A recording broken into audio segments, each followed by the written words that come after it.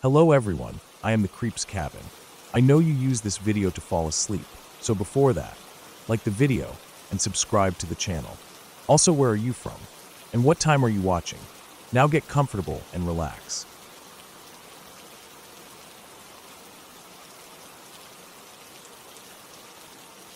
When I was 18, I moved out of my parents' house into a small living space attached to my grandmother's home.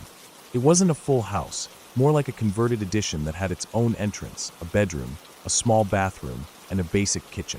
I paid her a small amount of rent while I attended school, and in a lot of ways, it felt like the perfect setup. I had some independence, but I wasn't too far from family.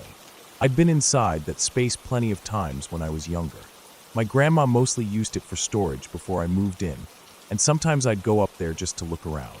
It wasn't particularly old, probably built in the 60s, with my section added on sometime in the 70s, but I always had an odd feeling whenever I was in there alone.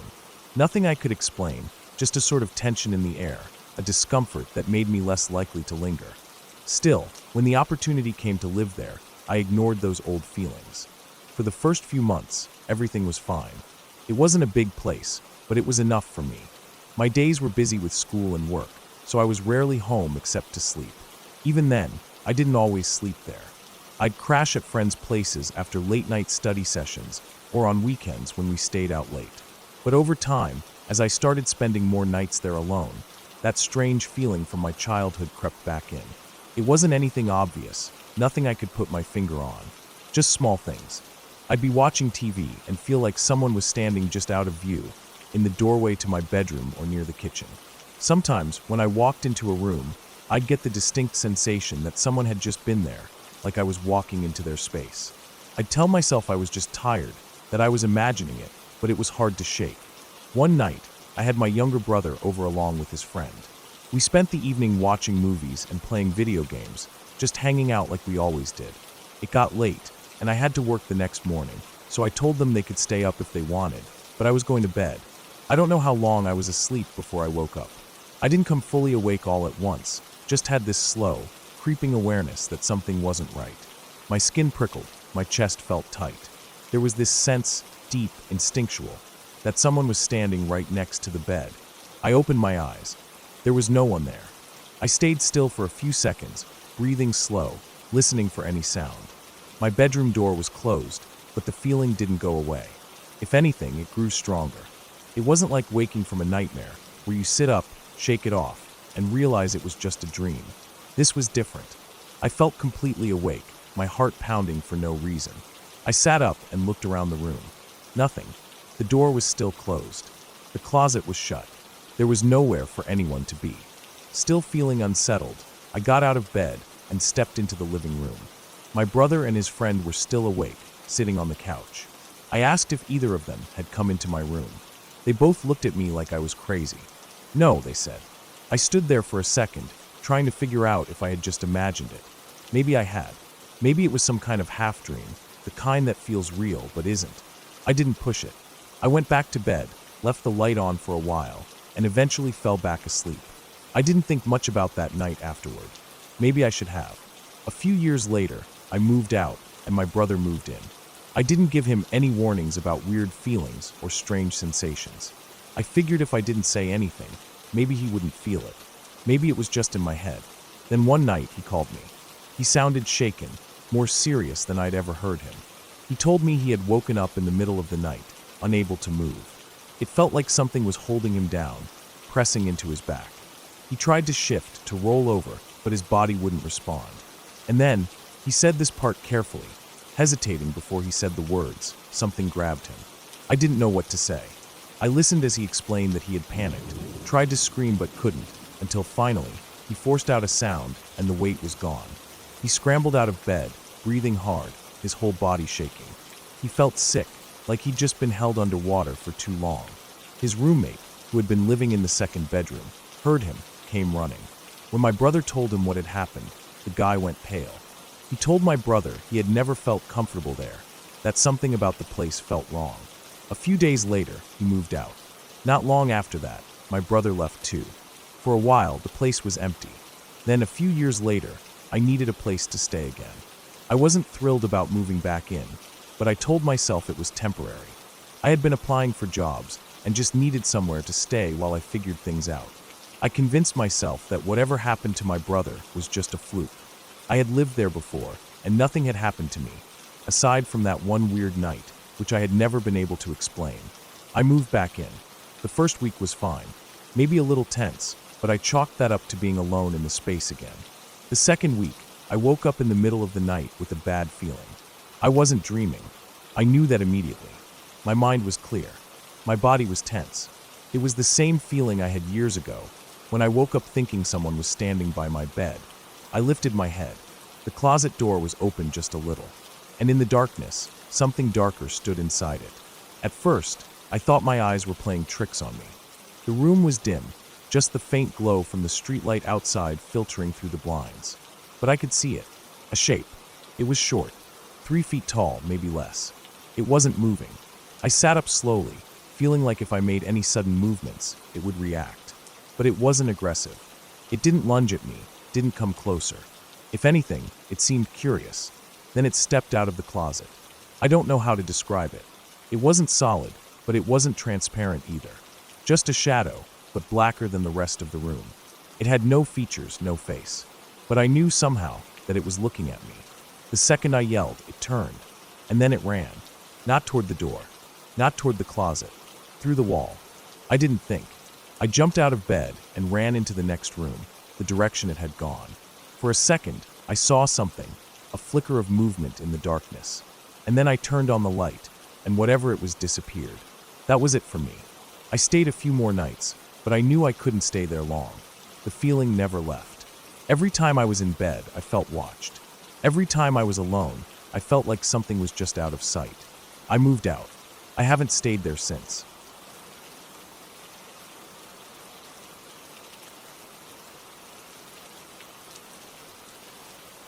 My aunt had just passed away.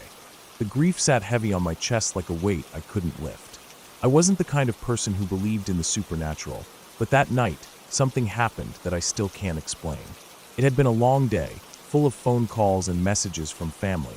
The kind of exhausting conversations where people don't really know what to say, but still try to offer comfort. I appreciated it, but I didn't want to talk. My head was already full of too much. The memories, the disbelief, the finality of it all. It just didn't feel real. My body was tired, my eyes burned from crying, and my head ached in that dull way that only comes from too much stress and not enough rest. I decided to try and get some sleep, even though I knew it wasn't going to be easy. My room was dark, just the faint glow of the streetlight outside slipping through the blinds. I lay down on my bed, turning onto my side so that I faced the wall, my back to the door. My dog, who always slept in my room, was curled up on the floor nearby. He wasn't much of a guard dog. He never really barked at anything, barely reacted when someone knocked at the door. He was the kind of dog that would rather sleep than get worked up over anything. I took a deep breath, trying to relax, but my mind kept running through everything that had happened. The last time I saw my aunt, the last conversation we had, the way her voice sounded. It felt wrong that she was just gone. It didn't make sense. I tried to push the thoughts away, focusing instead on my breathing, on the quiet of the room. Then my dog got up. At first, I didn't think much of it. Maybe he was just shifting positions, stretching, something normal. But then I heard a low growl. It was strange, and for a second, I thought I imagined it. My dog didn't growl. Ever. Not at strangers, not at loud noises, not at anything. I opened my eyes, still facing the wall, and listened. The growling didn't stop. It was steady, a low rumble from deep in his throat. He wasn't barking, wasn't moving around, just standing there and growling at something. I turned over, my heart already starting to beat faster, and looked at him. He was standing stiff, his fur slightly raised, staring straight at the door. His posture wasn't like when he was playing or stretching. He was tense, focused, like he was seeing something I couldn't. I sat up slowly, following his gaze to the doorway. There was a shape there. At first, I thought it was just my vision, blurred from exhaustion and the lingering tears. It wasn't like I saw a person standing there, not exactly. It was just a dark shape, like a shadow, but not cast by anything. My eyes struggled to adjust in the dim light. It wasn't moving, wasn't doing anything at all. Just there. I stared for a long moment, waiting for my brain to make sense of it. Maybe it was just my imagination. Maybe the darkness was playing tricks on me. I blinked hard and rubbed my face. When I looked again, it was gone. My dog stopped growling. He didn't immediately relax, but he lowered his head slightly, ears still alert. I let out a shaky breath and laid back down. My heart was still racing, but I told myself it was nothing. Just my mind messing with me, the stress, the exhaustion. I turned back onto my side, facing the wall again. My dog laid back down too, though he didn't seem as settled as before. I don't know how much time passed, but I must have started to doze off. The room was quiet again, the tension easing. I was drifting in that half-asleep state when my dog growled again. I was instantly awake. This time, the growl was deeper, more serious. My body tensed, and I opened my eyes. Then I heard it. A voice. It wasn't loud, wasn't sharp or sudden. It was quiet, almost calm. A single phrase, spoken clearly. "Goodbye, JR." My stomach dropped. I sat up so fast my head spun. My dog was still staring at the door, his body rigid. I turned to look, but there was nothing there. Just the same empty doorway. Nothing unusual, nothing out of place. But the voice, it had been real. I wasn't dreaming, wasn't imagining it. I scanned the room, my pulse hammering in my ears. My breath was coming in short, uneven gasps. There was no one else in the house. I was completely alone. Then I noticed the balloons. I had a few balloons in my room, left over from something else, not really important. They were tied together, floating near the corner of the room. One of them broke away. I watched, frozen, as it slowly drifted, moving in a circle. It wasn't like it just floated away from the others. It was moving purposefully, in a slow loop around my room. I kept staring, trying to make sense of it. The balloons had all been tied together. There was no way one could have come loose on its own. And even if it had, why was it moving like that? The air in the room felt heavy, thick in a way I couldn't explain. My dog was still staring, still on edge. I stood up slowly, my legs unsteady beneath me. I reached out, grabbing the balloon as it passed in front of me. I held it, feeling the string between my fingers, my mind racing. I checked the knot on the others. Still tight, still secure. There was no reason for one to have come loose. No explanation. I took a deep breath and let go of the balloon. It floated back up, swaying slightly, but didn't move again. I sat back down on the bed, running a hand through my hair. My heart was still pounding, but I forced myself to stay calm. There had to be a reason for everything. The voice, maybe I had imagined it. Maybe it was a memory surfacing as I drifted into sleep, blending into reality. The shadow, just my eyes playing tricks in the dark. The balloon, some weird air current, some static, something. I told myself all of that, forced myself to believe it. But my dog didn't believe it. He didn't settle for the rest of the night. He stayed near the door, watching, alert. Every so often, he'd let out a low rumble in his throat, not quite growling, but not relaxed either. I didn't sleep much after that. I kept my eyes open, staring at the ceiling, my mind turning over everything that had happened. Morning came, sunlight creeping through the blinds, making everything feel normal again. My dog finally relaxed, stretching out with a yawn like nothing had happened. I got up, checked the balloons again, still tied together. No loose strings. I went about my day like normal, but the feeling never fully went away. That uneasy, lingering sensation, like I had witnessed something I wasn't supposed to. I didn't tell anyone. There wasn't really anything to say, but I never forgot it.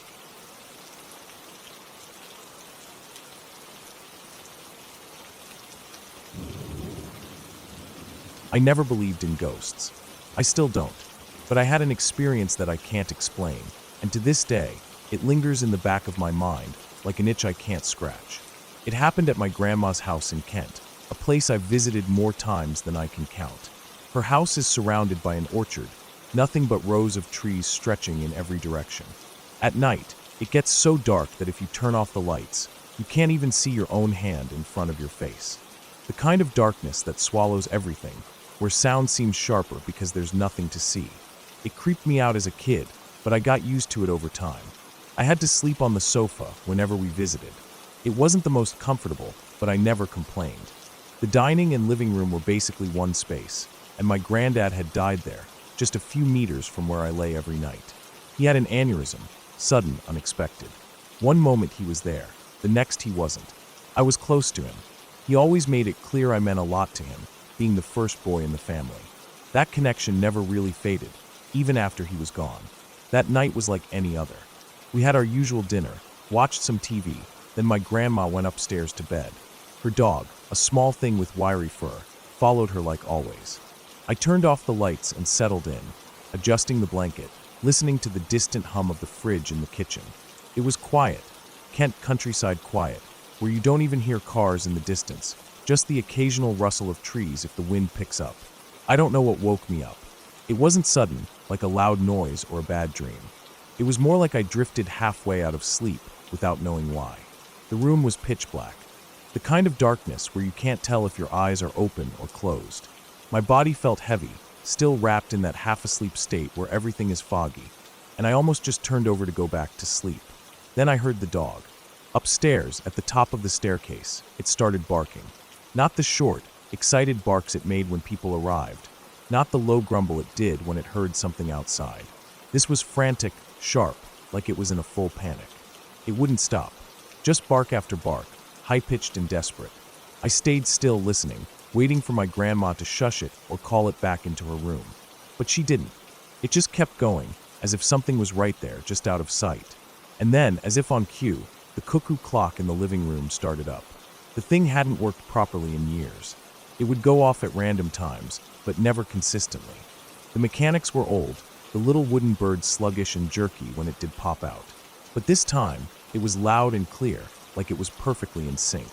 I was awake now, but still too tired to fully process what was happening. The dog was still barking. The clock was still going. And then, I felt it. I don't know how to explain it. It wasn't like someone touching me, or a noise, or anything you could point to and say, "There, that's what it was." It was just a presence. Something big, something heavy, moving towards me from behind my head. At first, it didn't register. I was lying on my side, facing the back of the sofa, and for a second, I thought maybe it was a trick of my half-awake brain. That feeling when you think someone is standing behind you, but you know logically that they aren't. Except it didn't fade. It got closer. The pressure built up behind me, thick, like the air itself had changed. The closest thing I can compare it to is when someone stands too close behind you in a small room, where you can't see them, but you feel them there. The hairs on the back of my neck stood up. My breathing slowed without me realizing it. My body tensed, my mind struggling to make sense of what I was feeling. And then it was right above me.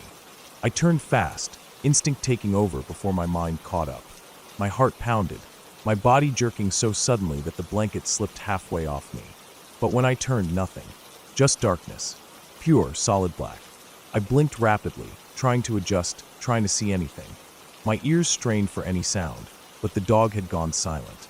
The cuckoo clock had stopped. I lay there, my breathing loud in the silence. The feeling was still there, but weaker now, like whatever had been hovering over me was moving away, retreating back across the room. Back toward the spot where my granddad had collapsed. I stayed like that, frozen, staring into the dark for what felt like forever. Every instinct in me screamed to turn the light on, but I didn't. I just lay there, heart thudding in my chest, waiting for something to happen. But nothing did. Eventually, I forced myself to lie back down. I was wide awake now, but I pulled the blanket up to my chin and stayed as still as possible, listening. The silence felt unnatural, like the house itself was holding its breath. I don't know when I fell asleep again, but I must have, because the next thing I remember was the morning light filtering through the curtains. Everything felt normal again. The dog was downstairs, acting like nothing had happened. My grandma was making tea, moving around the kitchen like every other morning. I didn't say anything about it. Not then, not later. Because what would I even say? That I woke up and felt something that wasn't there. That I got scared because the dog barked and the clock went off. It sounded stupid, even in my head. But it didn't feel stupid. It felt real. I don't believe in ghosts. I don't believe in an afterlife. But I know what I felt that night. And even now, years later, I can't explain it. I don't try to, but I still wonder.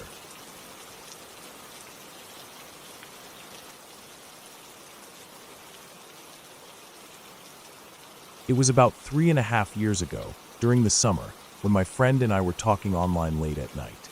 It must have been around 1 or 2 in the morning. We had nothing to do, and the boredom was unbearable. The heat of the summer night only made it worse. The air inside my room was stuffy, and no matter how much I tossed and turned in my chair, There was no getting comfortable. My friend felt the same way. We talked about random things for a while, just killing time, but at some point, I suggested that we go for a swim. There was a lake about 20 minutes away from my house, deep in the woods, and since it had been a hot day, the water was probably still warm. It was a stupid idea, but in that moment, it sounded fun. My friend agreed, so we decided to meet up outside and head there together. I stepped outside into the night air, feeling the warmth still lingering from the long summer day. The streets were completely empty, the world around me silent except for the occasional chirp of crickets. The streetlights cast an orange glow on the pavement, but beyond that, everything was dark. I walked to our meeting spot, and after a few minutes, my friend arrived. We didn't talk much, just nodded at each other and started walking towards the forest. The trees swallowed the light almost immediately. The deeper we went, the darker it got. The moon was out, but it didn't do much. It was more of a faint glow in the sky than an actual source of light. The air smelled like damp earth and leaves, and the dirt path beneath our feet was uneven, covered in small roots and stones. I could hear our footsteps, the occasional rustling in the underbrush, and the faint sound of water somewhere in the distance. We kept walking, pushing further into the darkness, until we finally reached the lake. The water was still, reflecting the moonlight in patches, though most of it was just a black void. We set our things down near the shore and pulled out a flashlight. We agreed to leave it on, pointed towards the water, so we would know where to swim back. The beam of light cut through the darkness, illuminating the spot where we had left our clothes. With that, we stripped down to our swimming shorts and stepped into the lake. The water was cold at first, but once we waded in deeper, it felt nice against the heat of the night. The silence around us made everything feel even more isolated. There were no sounds except for the ripples we created and the occasional splash when we moved. We swam further out, pushing away from the shore until we were about 50 meters into the lake. That was when I started to feel uneasy. I had always been uncomfortable with deep water. Something about not being able to see the bottom, not knowing what was beneath me, made my skin crawl. And now, in the middle of the night, surrounded by darkness, the feeling was even worse. But I tried to ignore it. I focused on the light from the flashlight on the shore, the small beacon that told us where to go back. Then the light flickered. It happened so fast that I almost thought I had imagined it. One moment, it was shining steadily, and the next, it blinked off for a second, then came back on. A pause. Then it flickered again. Off, on, off, on, as if something or someone had walked past it. My stomach dropped. I felt my breath catch in my throat, my heart hammering against my ribs. My friend was watching too, completely still in the water. Neither of us moved. We just stared at that flashlight, waiting for something else to happen. But after a few minutes, nothing did. The light stayed on, steady again, as if nothing had happened. My body felt cold despite the warm water. My mind started racing with explanations, but none of them made sense. It could have been an animal, but what kind of animal would walk right past a flashlight like that? And if it was a person, why? The silence felt heavier. The woods, once just a quiet backdrop to our night swim, now felt like they were watching us. The lake felt bigger, emptier. I wanted to leave, but neither of us wanted to be the first to say it. After another long moment, we slowly started swimming back, keeping our eyes locked on the flashlight, afraid to look away. When we reached the shore, we got out of the water as quickly as possible. My hands were shaking as I grabbed my clothes, my skin cold and covered in goosebumps. My friend was just as tense. We hurriedly pulled our shirts over our damp skin, shoved our feet into our shoes without bothering to dry off, and got ready to leave. But then I noticed something. Near the flashlight, just a few inches away from where we had left it, was a shoe. It wasn't mine. It wasn't my friend's either. And it definitely wasn't there when we first arrived. I felt frozen, my mind trying to process what I was looking at. It was an old, worn-out sneaker, dirty and scuffed, as if it had been out here for a long time. But something about it felt wrong. It wasn't just a random lost shoe. At least, it didn't feel that way. It felt like it had been put there, like it was meant to be found. My friend had seen it too. He didn't say anything, just grabbed his things and motioned for me to move. I didn't need to be told twice. I snatched up the flashlight, turned it off, and we started walking back, moving fast. Too fast, maybe. The woods felt different now. The path that had felt familiar on the way and now felt unfamiliar, like the trees had shifted in our absence. Every shadow looked like something standing there, watching. The sound of our rushed footsteps filled the silence, but I kept straining to hear if anything else was moving behind us. The further we got from the lake, the better I felt. The trees thinned out, and the distant glow of streetlights came into view. We didn't stop until we were back in the open, standing under the artificial orange light of the streets, breathing hard. We never talked about it in detail after that. When we brought it up, it was always brief, just enough to acknowledge that it happened, but not enough to really think about it again. Because the truth was, we didn't want to. I never went back to that lake at night again.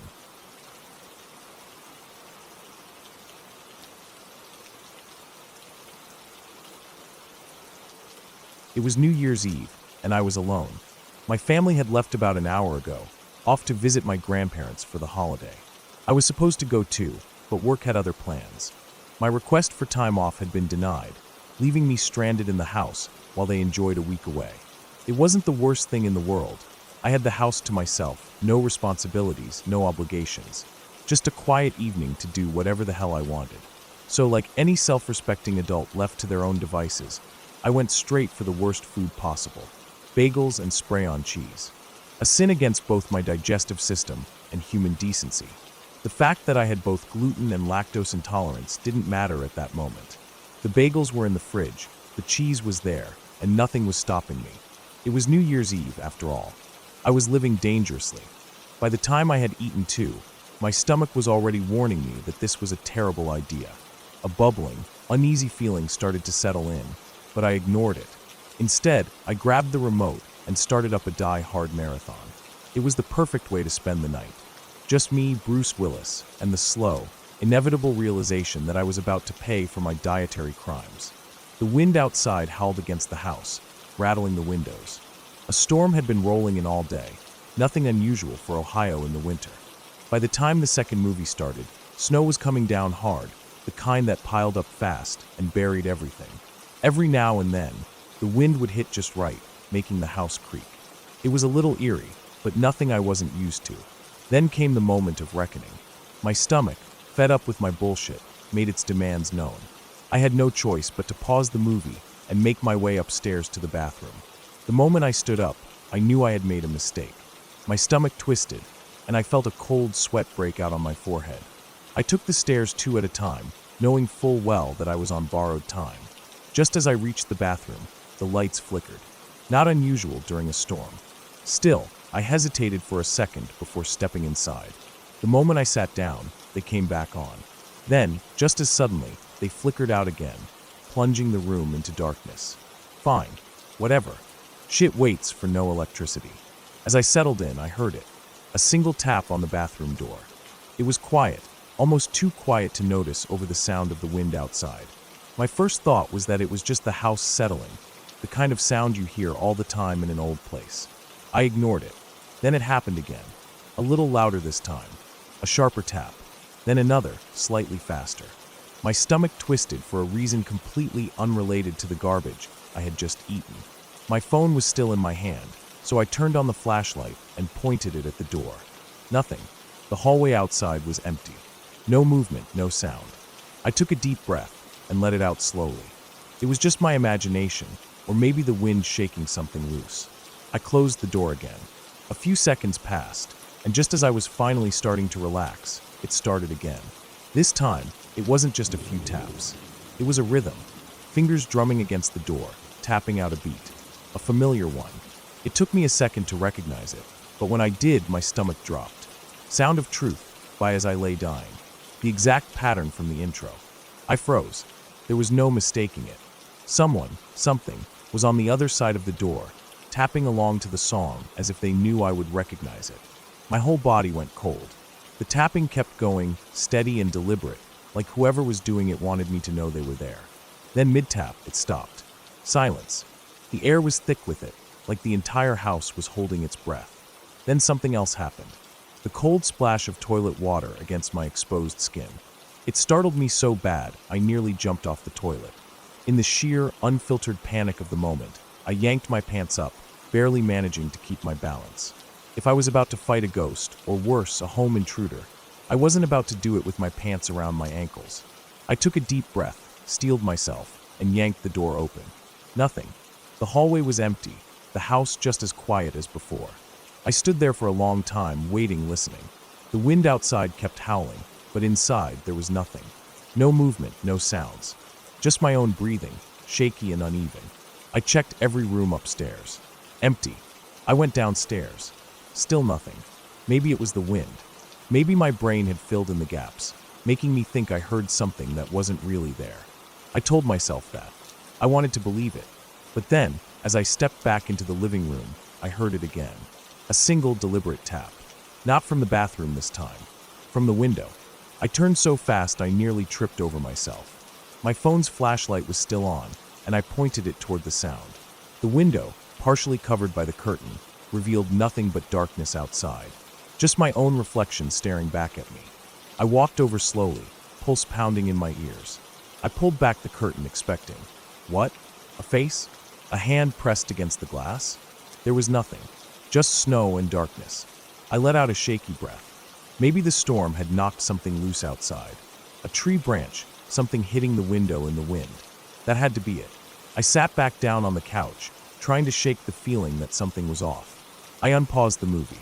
Bruce Willis started shooting bad guys again, and for a little while, I almost forgot about what had happened. Then, from the kitchen, a tap. I turned my head slowly, not wanting to believe it. The sound came again. I stood up, my stomach twisting itself into knots. My hands were clammy. I walked toward the kitchen, phone light leading the way. As I stepped inside, my eyes flicked to the window above the sink. Snow was falling hard outside, the wind pushing it in thick, swirling waves. But something was off. On the glass, just at the bottom, were 5 faint smudges, like fingertips, pressed against the outside of the window. I didn't move, didn't breathe. The smudges weren't there before. I was sure of it. I backed out of the kitchen, heart hammering. My mind was racing. If someone was outside, I would have seen tracks in the snow, right? I hadn't noticed any, but I hadn't been looking either. I grabbed my keys and walked straight to the front door. I wasn't staying in that house. No way in hell. I got in my car, locked the doors, and turned on the engine. My breath was shaky. My hands were still shaking. I drove to a gas station a few miles away, parked, and just sat there. I stayed there for hours, watching the snow fall, my mind replaying everything that had happened. When I finally got back home, just as the sun was coming up, everything was quiet. The smudges on the window were gone. The tapping never happened again after that. Not once. When my family got back a few days later, I told them about it. They laughed, said I was just jumpy, that the wind and the storm had probably just messed with my head. Maybe they were right, but I still double-checked the locks every night.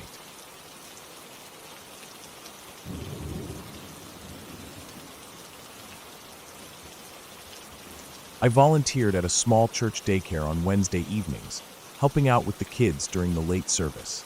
It was a quiet place, a little too quiet sometimes. The daycare itself was tucked away in the back of the church, away from the main sanctuary, with 2 rooms separated by a single door. One side was a snack room with a small kitchenette, just a few cabinets, a sink, and a mini fridge stocked with juice boxes and crackers. The other room was the play area, filled with old toys, a few plastic chairs, and some worn-out rugs for the kids to sit on. The lighting in there was always dim, like the overhead fluorescents had given up over the years, leaving the room in a dull yellow glow. I had been volunteering with my friend for a few months, and the routine was always the same. Parents would drop off their kids before the service, and we'd keep them occupied until it was time to go home. There were usually around 8 to 10 kids, mostly between the ages of 3 and 6. They'd play, snack, and run around, their voices bouncing off the walls in the otherwise still building. It always felt a little eerie being in that part of the church. The halls outside the daycare were dark, empty, and quiet, but in the daycare, we had our own little world, full of giggling kids and crayon drawings taped to the walls. That night was like any other. After snack time, my friend took most of the kids into the playroom while I stayed behind to clean up. I wiped down the small plastic table where the kids had been sitting, sweeping up cracker crumbs and wiping off sticky fingerprints from their juice cups. One little girl, maybe 3 or 4 years old, had stayed behind with me. She was a quiet kid, one of those that always seemed a little more serious than the others. Her dark hair was tied up in a messy ponytail, and she clutched a half-eaten cracker in one hand. She didn't say much, just mumbled to herself as she nibbled at her snack. I didn't pay much attention at first. Kids talk to themselves all the time, making up little imaginary games in their heads. I moved around the room, rinsing out plastic cups in the sink, tossing napkins in the trash. The only sounds were the hum of the old fridge and the little girl's soft mumbling. Then suddenly she started crying. Not the usual whiny cry that kids do when they don't get their way. This was different. It was instant full-body sobbing. Huge, gasping cries that shook her small frame. Her cracker fell from her hand, breaking apart on the floor as she covered her face with both hands, her shoulders shaking. I turned quickly, confused. I thought maybe she had bitten her tongue or choked on a piece of cracker, so I knelt down in front of her, checking her mouth. Nothing. No blood, no signs of pain. But she wouldn't stop crying, big tears rolling down her cheeks, her little fingers gripping the front of my shirt as I picked her up. I held her close, rocking her gently, trying to calm her down, but her sobs were uncontrollable. Her body felt stiff, tense, like something had truly terrified her. I kept glancing around the room, trying to figure out what had set her off, but there was nothing. Just the empty snack room, the scattered chairs, and the crumbs on the floor. Her tiny hands trembled as she finally pointed to the far corner of the room. I followed her gaze. Nothing. Just an empty corner near the supply shelves, where extra napkins and juice boxes were stacked. But she wouldn't stop pointing, her whole body trembling as fresh tears poured down her face. I felt a deep, uncomfortable chill settle in my stomach. I didn't know what to do. I wasn't good with kids, especially not ones this young. I wanted to comfort her, but I also just wanted to get out of that room. I carried her into the playroom where the other volunteer was watching the kids. The second we stepped inside, she clung to me even tighter, burying her face in my shoulder. She refused to let go, her sobs still shuddering in her small chest. I tried to explain what had happened, but I didn't even understand it myself. The other kids were playing, laughing, completely unaware of the little girl's breakdown. My friend glanced at me, confused, but I just shook my head. I sat down on the floor with the little girl still gripping onto me, and little by little, she started to calm down. Her sobs faded into soft sniffles, her tiny hands still clenched into my shirt. I rubbed her back gently, staring at the doorway leading back into the snack room. Something about it felt off now. It wasn't just an empty room anymore. It felt like something had changed. The air inside that room felt thick, heavy, like something was sitting in the quiet corners where the light didn't quite reach. I didn't go back in.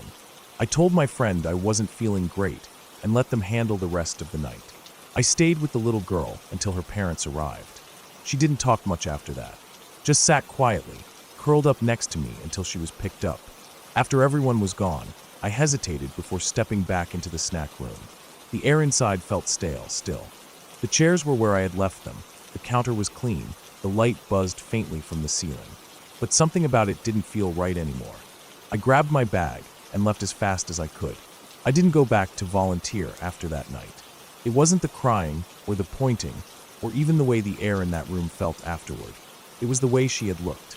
Not scared like a normal kid. Not the kind of fear that goes away with a hug or a reassuring word. She had looked convinced, as if she had seen something I hadn't. Something that had been real to her in a way I would never understand. I never told anyone the full story. It was easier to just brush it off, to let it become one of those weird moments in life that don't make sense and never will. But sometimes, even now, I think about that night, about how sure she had been, about how empty that corner had looked to me, and about the feeling I got when I looked at it for too long.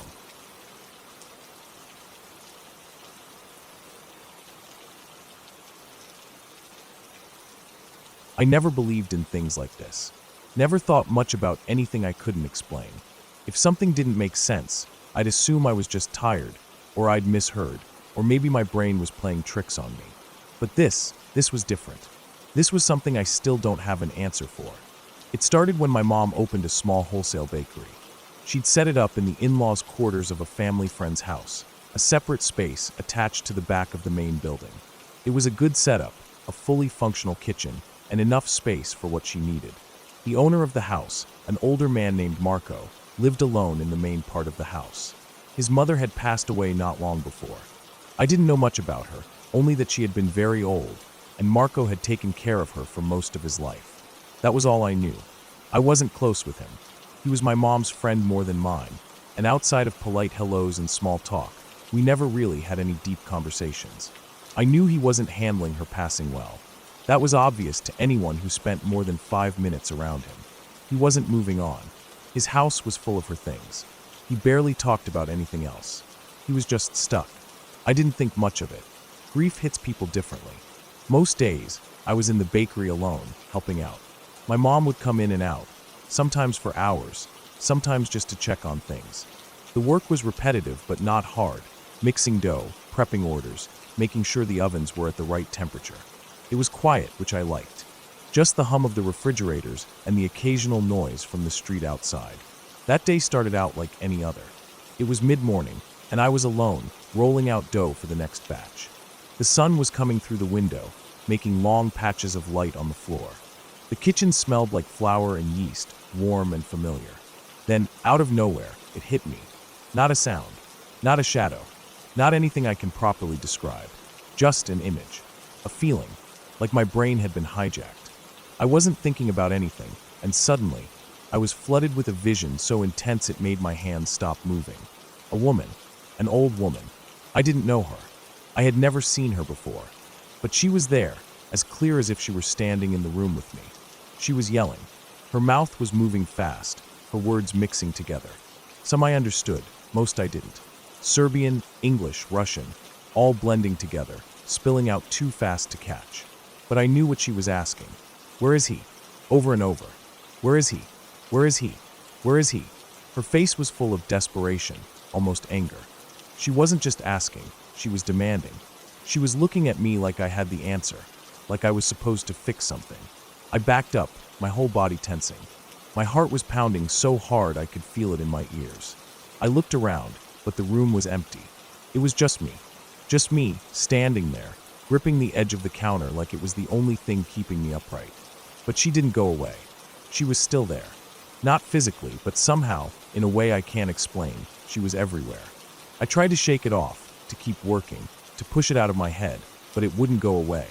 She was following me. Every step I took, she was right there, just outside my vision. And she wouldn't stop talking. He needs to move on. He needs to get rid of the dresses. He needs to forgive them. Her words were drilling into my brain, repeating over and over until it felt like they were being carved into me. The worst part was, I didn't even understand what she meant. None of it made sense. I didn't know Marco was keeping her things. I didn't know his family was fighting. I didn't know anything. But somehow she did. And she needed me to know too. I left the bakery. I couldn't stay in there anymore. The second I stepped outside, the cold air hit me, and I sucked in a deep breath, trying to clear my head. It was quiet, normal, no voices, no images, no old woman staring at me like I was supposed to fix her son's life. I stood there for a long time, just breathing. The feeling faded, little by little, like fog burning off in the sun. By the time my mom got back, I almost convinced myself I'd imagined it. I didn't mention it to her, or to anyone, not until later. A few days passed, and I found out Marco had left town for a few days. That's when it clicked. He hadn't been home. That's why she'd gone away. And that should have been the end of it. But it wasn't. It stayed with me. The image of her face, the sound of her voice, the things she'd said. It sat in the back of my mind like a splinter I couldn't pull out. One day, when I was at the house, Marco was there. We ended up talking, just small talk at first. But then, before I even knew why, I found myself describing her. The woman I'd seen. What she looked like. What she was wearing. I don't know what I expected. Maybe for him to brush it off. Maybe for him to say I was imagining things. Instead, he froze. His whole face changed. He didn't say anything for a long time. Then, slowly, he got up and left the room. When he came back, he was holding a photo. I looked at it, and my stomach dropped. It was her. The exact woman I'd seen, in the exact outfit she'd been wearing. I'd never seen that photo before. I'd never seen her before. But I knew her. I didn't say anything. He didn't either. He just nodded, like he already knew what I was going to say. Like he'd been expecting it. I don't know what happened after that. I don't know if he got rid of her things. I don't know if he ever forgave his family. I never asked. A year later, I still can't explain it. I still don't believe in ghosts, not really. But I know what I saw, and I know I'll never forget it.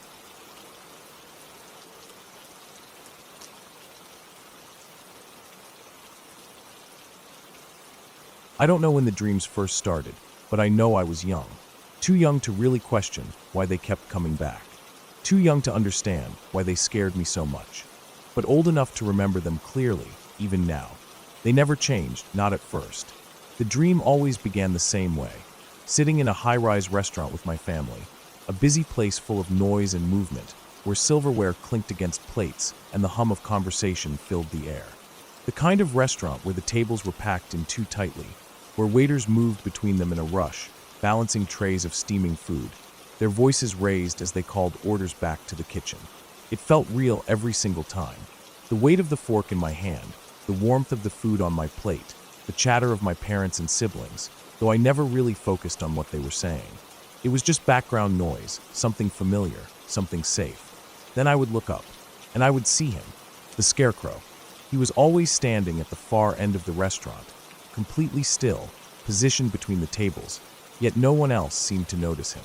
His head was tilted just slightly, as if he were studying me, waiting for me to see him. His face, if it could even be called that, was nothing but burlap, stitched and sagging, with two deep holes where his eyes should have been. His body was thin, too thin, made of sticks and old fabric, clothes that looked like they had been left out in the rain for too long. A straw hat sat crooked on his head, casting a shadow over his hollow, empty face. The moment I saw him, the air would change. The restaurant was still loud, still filled with movement, but suddenly I was outside of it, no longer a part of the scene. My family kept eating, the waiters kept moving, but it was like I was separated from all of it. The Scarecrow never moved. He never pushed past a table, never took a single step, but I knew deep down, instinctively, that he was there for me. That was when the fear hit. It was always the same kind of fear, the kind that sank deep into my stomach, twisting my insides, making my hands shake. The kind that told me I couldn't stay here, that if I stayed, something terrible would happen. I had to get away. I would push my chair back, stand too fast, nearly knocking over a glass. No one noticed. My parents kept talking, my siblings kept eating, no one turned to look at me. My heart was already pounding as I moved away from the table, weaving through the crowded restaurant, my breath catching in my throat as I forced myself not to look back.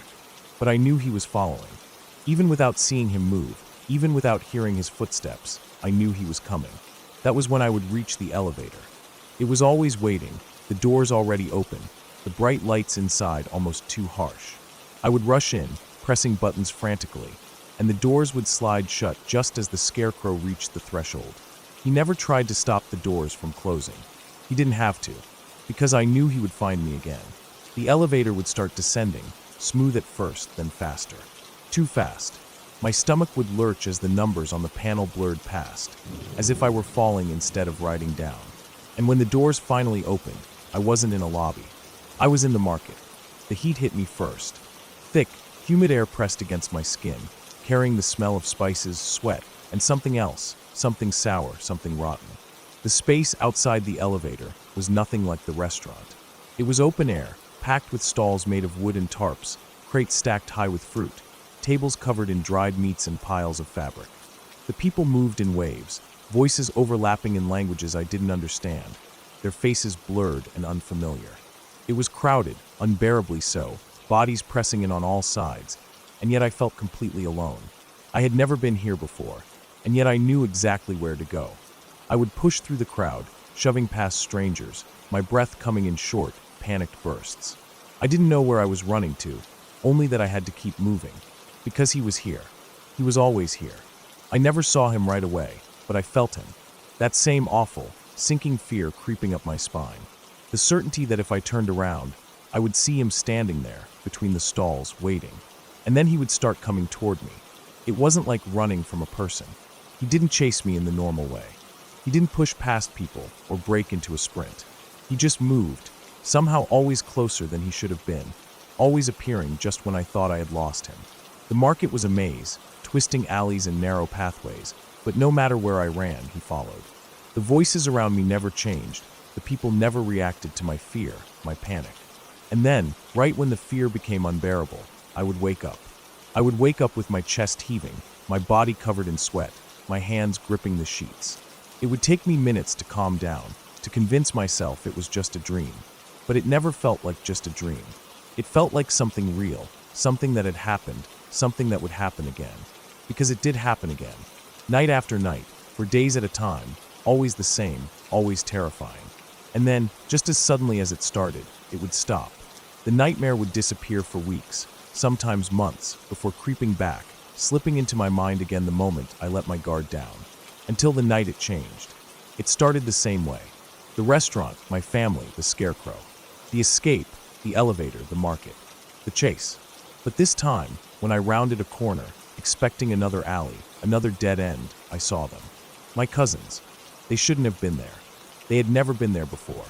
But there they were, appearing out of nowhere, running toward me with capes billowing behind them.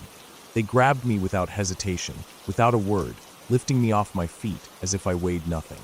And then we were flying. It didn't make sense. The market blurred below us, the voices fading, the fear slipping away. The scarecrow was gone. He wasn't following. He wasn't anywhere.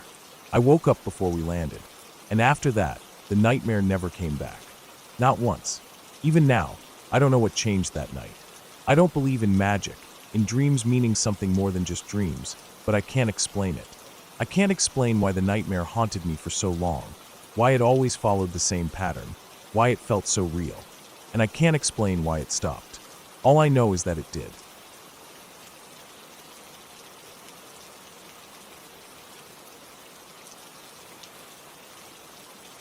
The air was thick with summer heat, the kind that sticks to your skin even after the sun goes down. The trees stood still in the warm night, their leaves heavy and unmoving. The cabin sat in the open clearing, its wooden walls weathered from years of wind and rain. The girls were asleep inside, sprawled out on their cots, their breathing soft and steady. Outside, the night stretched on, quiet except for the occasional chirp of crickets. I lay in my cot, unable to sleep. The day had been long, filled with hiking, cooking over campfires, and the kind of endless energy only children seem to have. The air inside the cabin was stuffy, and every time I closed my eyes, I felt restless, my mind unwilling to quiet itself. The sounds of the forest beyond the clearing had a way of creeping into my thoughts. Branches shifting in the breeze, the distant hoot of an owl, the occasional rustling of underbrush. Then the dog started. At first, it was just a bark, one sharp sound in the distance. Then another. Then another. It wasn't unusual for dogs to pass through. Hunters often moved through these woods, their hounds trailing ahead or behind them. The Boy Scout camp wasn't far, and sometimes their dogs wandered too. Most of the time, they ignored us. They had their own work to do, their noses buried in scents only they could understand. But something was different this time. The barking grew louder, closer. It wasn't the usual sound of dogs tracking a scent or calling to each other across the trees. It was frantic, desperate, the kind of barking that set something uneasy in my gut. Then came the whimpering, a low, pitiful sound mixed with sharp yelps. The dogs weren't just passing through. They were coming closer. I sat up, straining to hear. The other girls were still asleep, their bodies shifting slightly as they dreamed. I stood, careful not to let the floorboards creak too loudly, and moved toward the door. The latch was simple, a metal hook barely strong enough to hold it shut. I pressed my hand against it, feeling the warmth of the wood under my palm, and then slowly, carefully, pushed the door open. The night air hit me, thick and warm. The moon was hidden behind a layer of clouds, casting the clearing in deep shadows. I could just make out the shapes of the trees at the edge of the camp, their dark forms blending into the night. And then I saw them. The dogs were under the cabin, their bodies pressed into the dirt, their heads low, their tails curled between their legs. They weren't running, they weren't searching. They were hiding. One of them let out a low whine, shifting slightly but making no move to leave. I frowned. This wasn't normal. These weren't dogs looking for food or passing through on a hunt. Something had spooked them, something that had sent them crawling into the safest place they could find. A prickle of unease ran through me, but I pushed it aside. Maybe a storm was coming. Maybe they'd caught the scent of a coyote or a bobcat in the area. I'd heard stories of big cats roaming through Oklahoma, though sightings were rare. Still, I couldn't shake the feeling that something wasn't right. I stayed there for a long time, watching them, listening to the sounds of the night. The barking had stopped, but the dogs still whined occasionally, shifting restlessly under the cabin. After a while, I stepped back inside. There was nothing I could do about them, and I needed to get some rest. But sleep didn't come easily. Every so often, I would hear movement outside. Not the rustling of leaves or the scurry of small animals, but something heavier, something slower. I told myself it was nothing, that my mind was just playing tricks on me. But every time I closed my eyes, I saw the dogs curled in the dirt, their bodies low, their eyes wide. When morning came, they were gone. The sun rose slowly over the trees, casting golden light across the clearing. The girls woke one by one, rubbing their eyes, stretching their arms, laughing about silly dreams and stories they had told each other the night before. No one mentioned the dogs. No one had even noticed them. I told myself it didn't matter, that they were just scared of something in the woods, that whatever had spooked them was gone now. We packed up and left later that day, the weight of the night before slowly fading as we made our way back to the main road. And that was the end of it, or so I thought. A week later, I heard the news. Camp Scott was closed. 3 girls had been taken in the night, stolen from their cabin while the others slept, their cots empty in the morning light. They found them later, dead. The details were too much to think about, too much to process. The kind of horror that you push away, that you refuse to let settle in your mind, because once you do, you can never unsee it. But one thought stuck with me. The dogs. Had they known? Had they sensed something lurking in the darkness, moving through the trees, waiting for the right moment? Had he been there that night, watching, waiting, as we slept unaware? I'll never know, and I don't want to.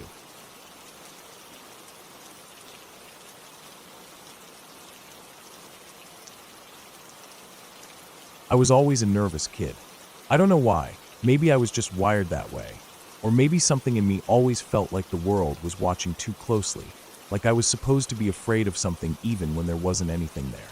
I cried a lot when I was little. A lot. Not over anything in particular, at least nothing I could explain at that age. It was like a constant unease that settled in at night, a feeling that something wasn't right. My parents used to try to comfort me, at first. They'd come into my room, tell me to stop crying, tell me there was nothing there. But after a while, they got tired. I would cry for hours, long after they had left me alone, until exhaustion pulled me under. And eventually, they stopped coming at all. I remember lying in bed, staring up at the ceiling through blurry, tear-filled eyes. I would beg for my mom, whisper at first, then louder, then screaming when the fear got too much. But she didn't come anymore. I was on my own. And then one night I saw them. At first, I thought my eyes were playing tricks on me, the way shadows move in the dark when you're already scared. But then they moved, really moved. 2 little figures, small and twisted, no taller than my nightstand. They had red eyes that glowed even though the room was pitch black. Their skin, if you could call it that, was rough and wrinkled like dried out leather, and they had these sharp little grins that made my stomach knot up. They were laughing, silent at first, like they were holding it in, but then it got louder, this horrible giggling that made my skin crawl. They didn't just stand there, either.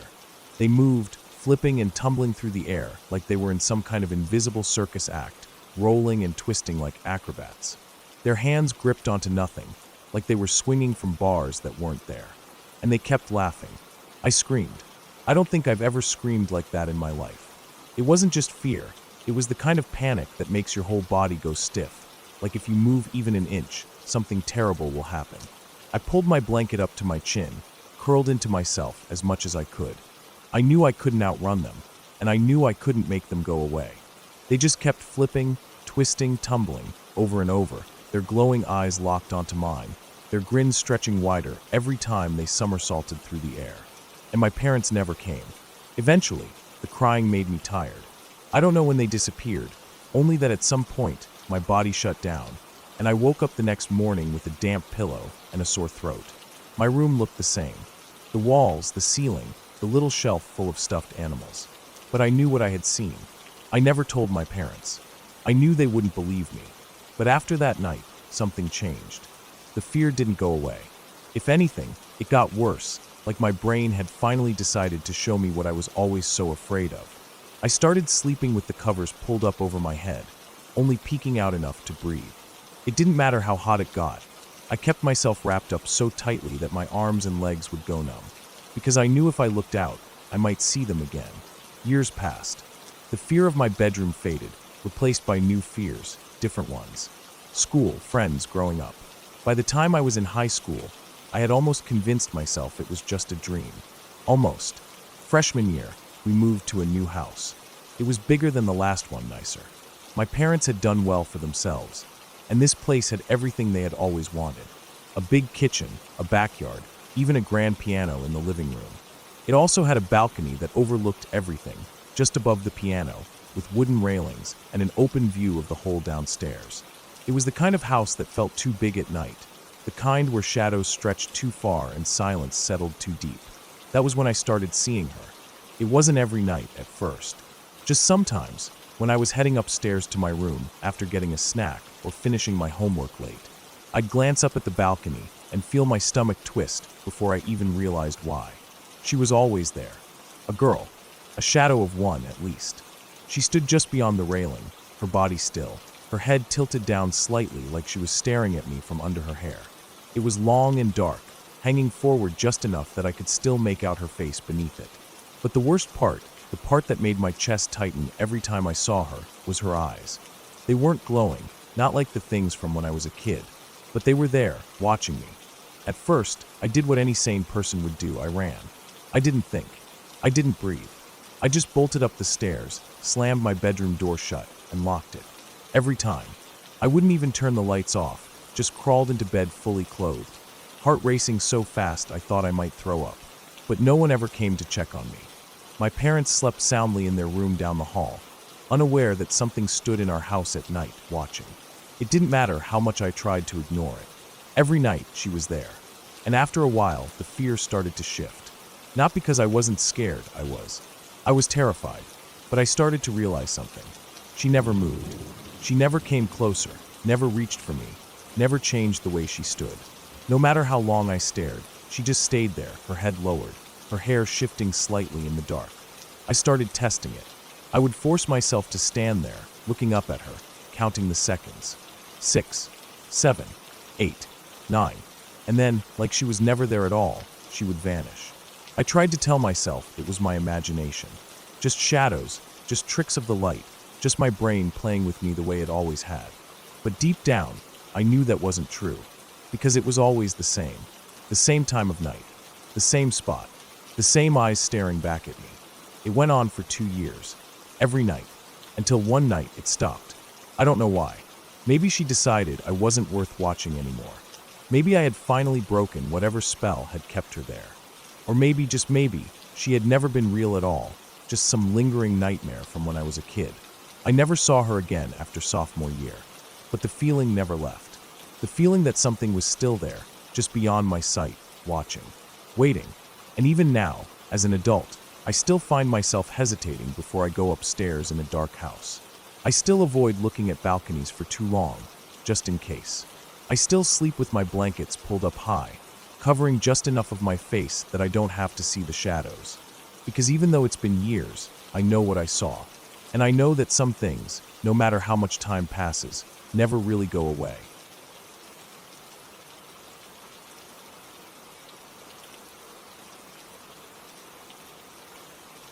It was a warm summer night, the kind where the air hung thick and still, barely a breeze rustling the trees.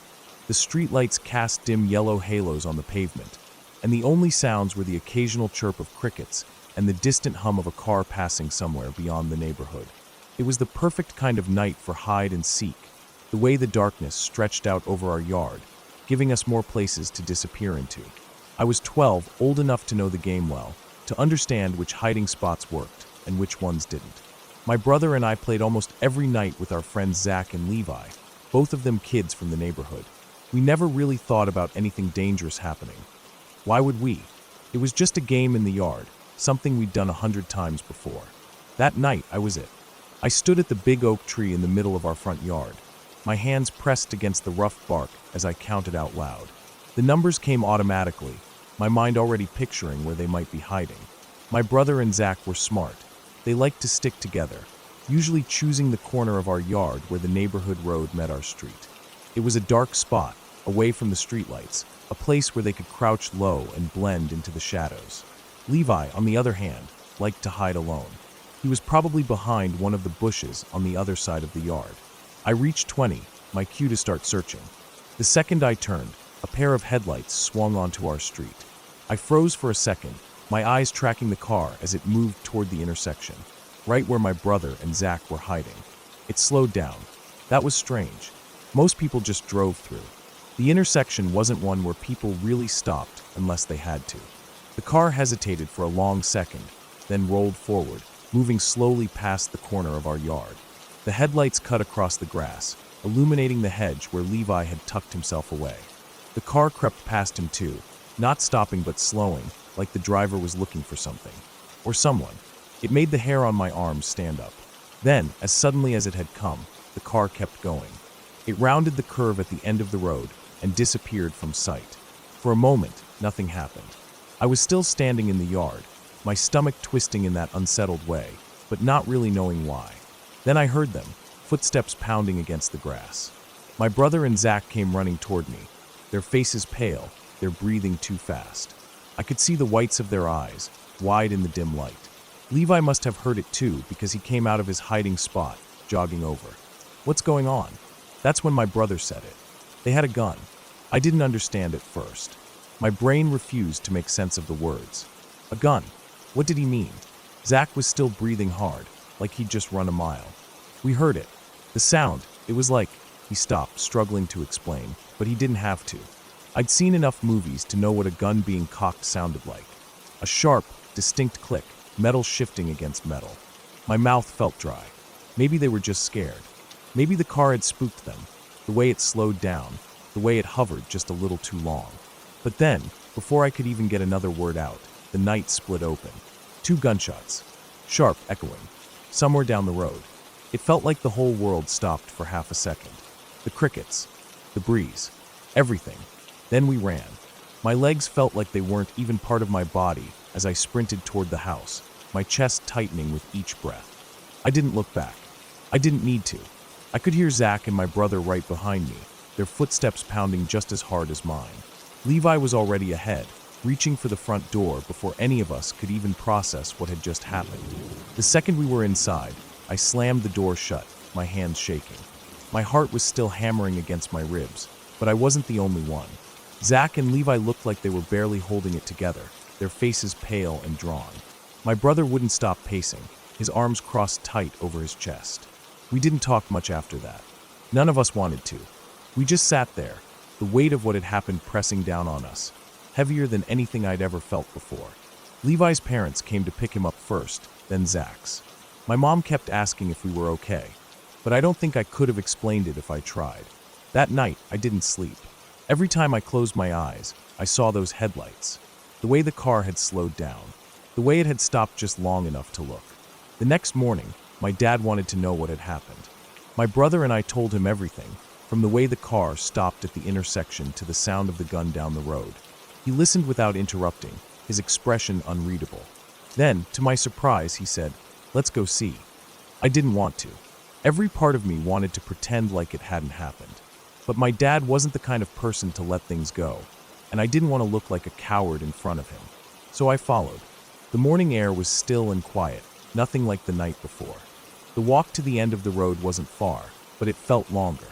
Every few steps, I kept glancing over my shoulder, as if expecting that car to come back. Then we saw them. 2 brass shell casings, lying on the asphalt. I don't know what I expected, but somehow, actually seeing them made it all worse. They weren't just noises in the dark anymore. They were real. Proof that someone had fired a gun less than 100 yards from where we'd been playing. My dad didn't say anything at first. He just stood there, staring at them, his mouth pressed into a thin line. Then he knelt down and picked one up, rolling it between his fingers. He looked at my brother and me, his expression unreadable. "Let's go home," he said. That was it. We never found out who had fired the gun or why. There were no police reports, no news stories. Just those casings, left behind like they didn't matter. Like they weren't a reminder of how close we had come to something that could have gone very, very wrong. After that night, we stopped playing hide and seek after dark. None of us talked about it much, but the fear stayed. Every time a car drove past the house a little too slowly, my stomach clenched. Every time I heard a loud noise outside at night, I flinched. I don't think I ever really got over it.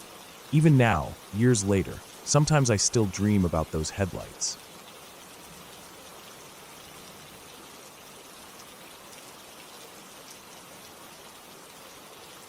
I had been walking through the University of Oregon campus late at night, heading home after a long video shoot. My backpack was heavy, straps digging into my shoulders, and I had a second bag slung across my body, filled with expensive camera gear that didn't even belong to me. My friend had trusted me with his equipment, his laptop, lenses, and other things I didn't even want to think about dropping. The last thing I wanted was to damage something or get it stolen. It was a quiet night, the streets empty except for the occasional car passing in the distance. The neighborhood was safe. At least, I had always thought so. The weight of the gear made every step feel slower than usual. The night air was cool, and the only sounds were my footsteps against the pavement and the distant hum of the city. The campus, usually buzzing with students during the day, felt completely still at this hour. Streetlights cast long shadows on the sidewalk, and the glow from building windows was sparse. Most people had either gone home or were holed up in dorms or apartments. I didn't see anyone nearby. Then, up ahead, I noticed someone standing near the edge of the sidewalk, shifting his weight from foot to foot. I could tell from a distance that something was off about him. He was jittery, moving in that way that people on drugs sometimes do, sharp, erratic motions, as if he couldn't stand still for more than a second. His clothes were dirty, and his posture was hunched. I could feel my stomach tighten slightly, but I kept my pace steady. I wasn't about to change my path or cross the street. I had a ton of gear on me, and the last thing I wanted was to look nervous or make it obvious that I was carrying anything valuable. As I walked past him, I kept my eyes straight ahead, not making eye contact, just moving forward. But as soon as I passed, I heard him shout behind me, "Hey, get back here." My gut twisted. I didn't react, didn't turn my head. I just kept walking, hoping that ignoring him would be enough. But then I heard footsteps, fast, uneven. He was running. I glanced over my shoulder. He was coming straight for me. Panic surged through me, but I couldn't run. The bags were too heavy, and there was no way I was about to drop them. I gritted my teeth and turned around, walking backward so I could at least face him. His eyes were wild, unfocused, his face thin and hollow. His movements were jerky, his hands twitching as he reached for my bags. I twisted away from him, turning back around and picking up my pace, walking as fast as I could without breaking into a full sprint. He kept coming, lunging at my gear, fingers brushing against the straps. I could hear his breathing, fast, uneven, like he'd been running for miles even though he had only chased me for a short distance. My mind was racing. I needed to get somewhere with people. The street was empty. No cars, no pedestrians, just me and him. Up ahead, I spotted the glow of a Safeway parking lot. It wasn't close, but it was the best option. At least there would be lights, maybe even other people. I adjusted my grip on the straps and moved faster. But before I could reach the safety of the parking lot, I felt a sudden, hard yank on my shoulder. He had grabbed my laptop bag. I lurched forward as the strap dug into me. He wasn't letting go. My heart was hammering, my breath coming out fast. My mind flashed through possibilities. If I tried to yank it back, he might pull harder. If I let him take it, my friend's laptop would be gone. That wasn't an option. Then, in a low, slurred voice, he growled, "You're about to get knocked out." Adrenaline hit me like a train. I wasn't going to let that happen. I reached into my pocket and pulled out the utility knife I always carried. It wasn't huge, but in the dark, the sight of it alone was enough to send most people backing off. I flipped it open and held it in front of me, making sure he saw it. "Get the fuck out of here." His eyes barely registered it at first. He was too tweaked out to process what was happening. He kept grabbing, trying to get a hold of me, of my bag. I took a step back and, without hesitation, flipped the knife shut and then snapped it back open, right in his face. The click echoed between us. That time, he reacted. His eyes widened slightly, the sound cutting through whatever drug haze he was in. He let go of the bag. His hands shot up slightly, like he wasn't sure what to do next. Then suddenly, he turned and bolted, running off down the sidewalk. But he wasn't quiet. He was shouting as he ran, yelling something about his friends being close by. My stomach dropped.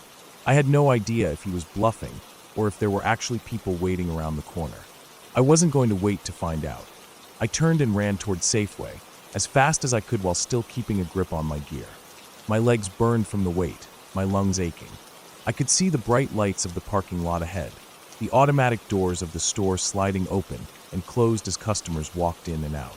Then, just before I reached the lot, I saw movement out of the corner of my eye. Down the street, rounding the corner, was was a group of 4, maybe 5 guys. They were too far away for me to make out details, but I didn't need to. I could tell by the way they moved that they were together, that they were looking in my direction, that they had heard him. I didn't stop. I didn't look back. I made it to the Safeway doors and stepped inside, my body still wired with adrenaline. The fluorescent lights were harsh, and the store felt too bright, too normal, like I had just walked into another world. People were shopping, pushing carts, scanning aisles, completely unaware of what had just happened outside. My hands were shaking. My breath was still uneven. I pulled out my phone and called my friend. He lived nearby. I didn't want to step outside again, not with those guys still out there. He picked up after a couple of rings, and I told him where I was. 15 minutes later, he pulled up in his car, and I hurried outside, keeping my head low, scanning the parking lot. The group was nowhere in sight. Maybe they had left. Maybe they were still lurking somewhere, waiting. I didn't care. I just got in the car. As we drove away, I kept glancing out the window, half expecting to see them standing on the sidewalk, watching me. But they were gone. I exhaled, tension still coiled tight in my chest.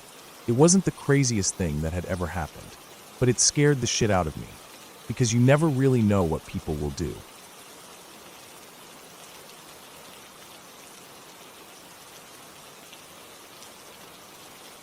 I was about 16 when it happened.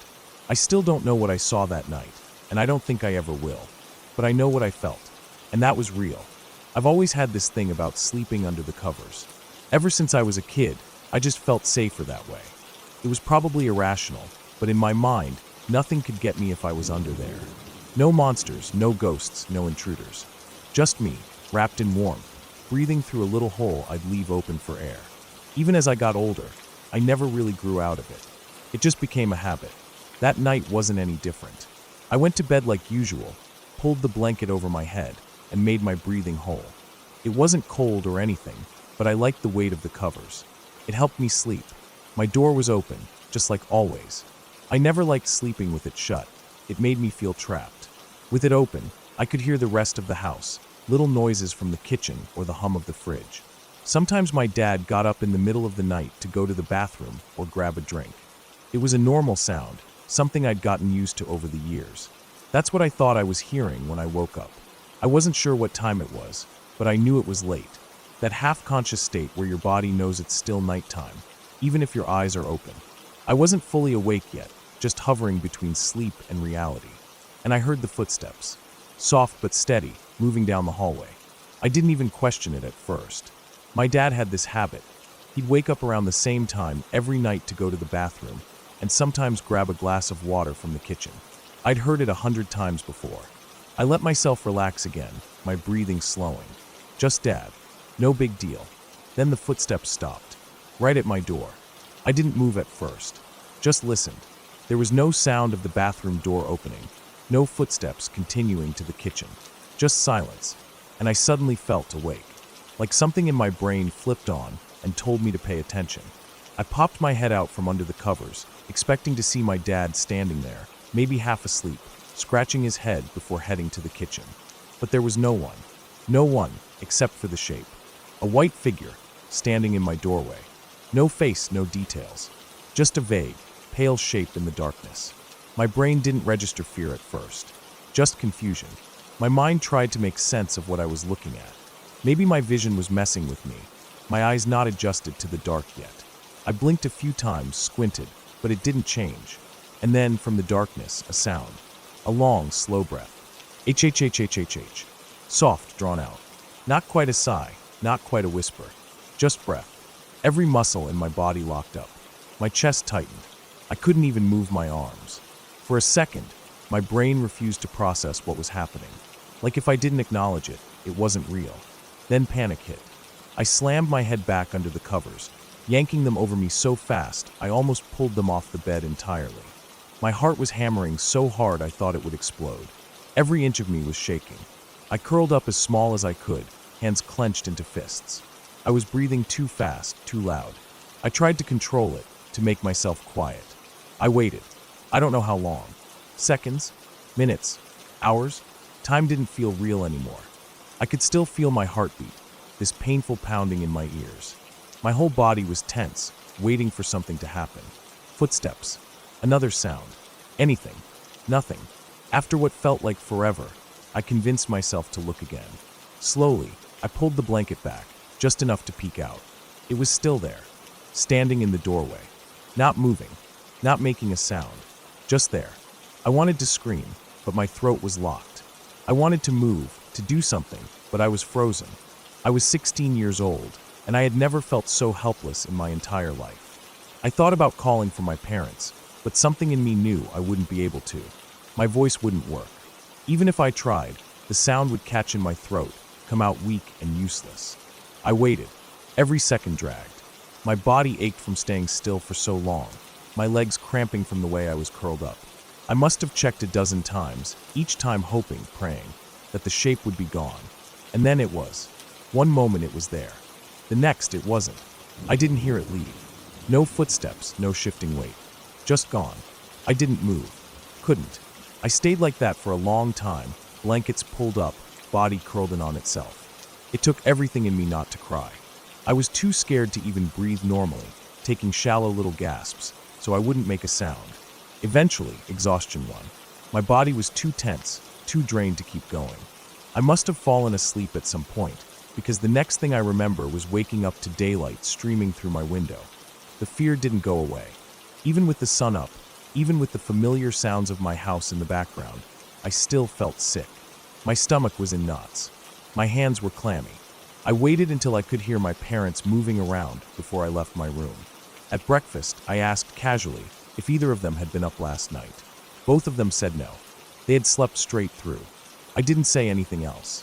What was I supposed to say? Hey, I saw a white figure standing in my doorway last night, and I thought I was going to die. No, so I kept it to myself. I never told anyone, but I never slept the same way again. I still kept the covers over my head, but it wasn't for comfort anymore. It was out of fear, and for months, I was terrified to look at my doorway at night.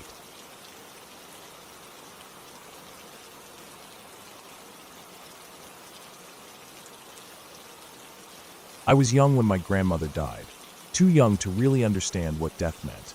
I remember my mother answering the phone, and I remember how quickly everything changed in that moment. 1 minute, it was just another evening. The next, she was crying, and my brother and I, still kids, started crying too. Not because we understood what had happened, but because she was crying. Because everyone was crying. I didn't know my grandmother's husband very well. He wasn't my grandfather. My mother's real father had been out of the picture long before I was born. I had only met him once in my life, but I couldn't tell you what he looked like. I still can't. He was just a stranger to me, a man I heard about more than I ever saw. That night, after the phone call, the house felt heavy, like the air had thickened. My mother was in her bedroom, lying on the bed, and I remember standing at the doorway, feeling unsure about everything. She looked at me and told me I could come in if I was sad. I didn't even think before climbing into the bed with her. It felt colder in the room than it should have been. It got later, and neither of us could sleep. The lamp on the nightstand gave off a dim, yellowish glow, just enough to see the walls and the furniture in the room. I was staring at the wall when something changed. It was like a movie had started playing on the surface, but it wasn't a movie. A blurry figure walked across the wall, slow and steady. A man, wearing red and white striped pajamas, moving like a shadow cast by something that wasn't there. He crossed the wall and sat down in a chair that wasn't there either. Then he was gone. I lay there frozen, unable to breathe, my heart hammering in my chest. My mother sat up sharply, staring at the chair beside the wall. I couldn't move. The cold had settled into my bones, and all I could do was lie there, staring at the empty space where he had been. That feeling didn't leave me. A few nights later, I was home alone, sitting on the couch in the living room. From where I sat, I had a clear view down the hallway into my parents' bedroom. I didn't want to look, but I couldn't help it. Something made me look. It wasn't curiosity, it wasn't fear. Something else was making me do it, like invisible hands turning my head against my will. At the end of the hall, just outside my mother's bedroom door, stood a man. I could see him clearly, clearer than anything else in that moment. He was dressed in a dark business suit, something old-fashioned, like from the 1930s or 1940s. He wore a fedora, tilted slightly forward, and held a cane in front of him with both hands. He was staring at me. His face was blurred, like I was looking at a photograph out of focus. I couldn't make out any details, no eyes, no nose, except for his mouth. A black slit stretched across where his lips should have been, and it grew. It widened, stretching further and further until it wasn't a mouth anymore, just an empty black void consuming the lower half of his face. The darkness spread until it swallowed the whole end of the hallway. I couldn't move. I couldn't breathe. The cold wrapped around me like an iron grip, holding me there, forcing me to stare into the blackness where his face had been. I don't remember what happened next. 1 second, I was on the couch, staring at the thing in the hallway. The next, I was waking up in my bed, as if no time had passed. My sheets were twisted around me, my skin ice cold, my head pounding like I had been screaming. I don't know if it was real or if I had fallen asleep on the couch and dreamed the whole thing, but it didn't feel like a dream. I never felt safe in that house again. Every time I walked past that hallway, I felt it. The weight of something standing there, watching. Even if I didn't see him again, I knew he was there. The cold never left. Even years later, when we moved out, I still felt it. I still feel it now, just thinking about it. I've never wanted to go back. I don't even like driving by that house. Every time I do, I get that same feeling. The cold, the weight, the invisible hands forcing my head to turn. I don't turn. I don't look. I never will.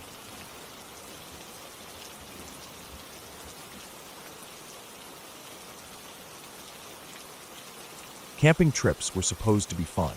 At least, that's what everyone told me. I had been on one before, and nothing really happened, but this trip was different. This time, I came back home knowing I never wanted to go camping again. I was around 10 years old at the time, just a kid. It was a school trip, one of those overnight camping excursions where a bunch of kids crammed into shared rooms, pretending to be braver than they were. It wasn't a real camping trip, not like sleeping under the stars in a tent. We were in these old, rundown cabins with bunk beds, set up in the middle of nowhere. No cell service, no nearby houses, just trees and dirt roads. It felt isolated in a way that I hadn't really thought about before, but I noticed it as soon as we got there. The air felt heavy, like the place had been left untouched for too long. I was sharing a room with a few other boys, all around my age. We were excited at first, running around, picking our beds, talking about all the fun stuff we were going to do. But by the end of the first night, none of us were joking anymore. It started as a stupid game. We sat in our room, all piled onto the bottom bunks, daring each other to talk to ghosts. It wasn't serious, just something to pass the time, but the room felt weird that night. There was one empty bed that no one had claimed, and when we finally settled down and turned off the lights, I kept looking at it. Something about it made my stomach feel tight. I woke up in the middle of the night, needing to use the bathroom. The cabin was quiet except for the occasional shuffle of someone rolling over in bed. I sat up, rubbing my eyes, and that's when I saw it. The empty bed wasn't empty anymore. The blanket was pressed down in the shape of a body, like someone had been lying there. I froze. My brain tried to make sense of it. Maybe someone had gotten up and moved beds, but everyone else was still in their own spots. My heartbeat thumped in my ears as I stared at the shape. It didn't move, didn't shift, but I knew it hadn't been like that before we went to sleep. I didn't wake anyone up. I just pulled my blanket over my head and squeezed my eyes shut until morning. At breakfast, I wasn't the only one acting weird. My friend, the one who had been sitting closest to that empty bed the night before, looked pale. He barely ate anything. When I asked him what was wrong, he just shook his head. It wasn't until later, when we were back in the room, that he told us. After we turned off the lights, he had gone to the bathroom. He locked the door, sat on the toilet, and that's when he felt something touch his thigh. He thought it was a bug at first, but when he reached down, there was nothing there. Then the door handle rattled. He thought it was one of us messing with him, but when he tried to unlock the door, the lock just fell onto the floor. He panicked, trying to open it, but the door wouldn't budge. Then the handle almost came off completely. When he finally yanked it open and ran out, he saw the curtain moving, like someone had just been standing behind it. We all stood there in silence, trying to convince ourselves it was just our imagination. But then we saw it, the imprint of a baby's hand on the mirror. Tiny fingers, pressed into the fogged-up glass like someone had touched it with damp skin. None of us had hands that small. We didn't sleep well that night. 2 of us, me included, felt sick. I was burning up, but when I looked around, the other guys were pulling their blankets tighter, shivering. No one said much the next morning. We just went through the motions of breakfast and activities, trying to shake off the uneasy feeling. Later that day, we had archery practice. I was standing with my friend, the one from the bathroom incident, when we both saw something that made our stomachs drop. Our room was off in the distance, the curtains drawn when we had left. But now, they were shifting, like someone was moving behind them. The thing was, no one was supposed to be in there. Everyone was outside, spread across different activity groups. The teachers were keeping track of everyone. We stared at the window, waiting for another movement, but after that first flicker, nothing happened. We tried to ignore it, but it stuck with us.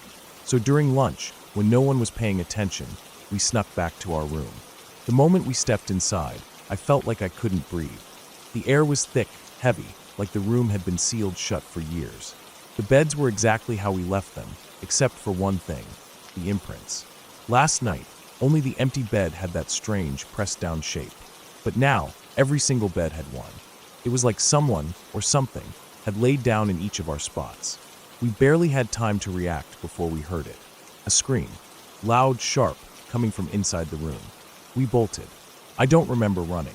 I just remember my heart pounding, my lungs burning, and the sound of our footsteps slamming against the wooden floor as we tore out of there.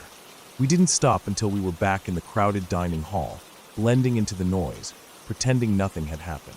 No one had even noticed we were gone. The final night was supposed to be fun.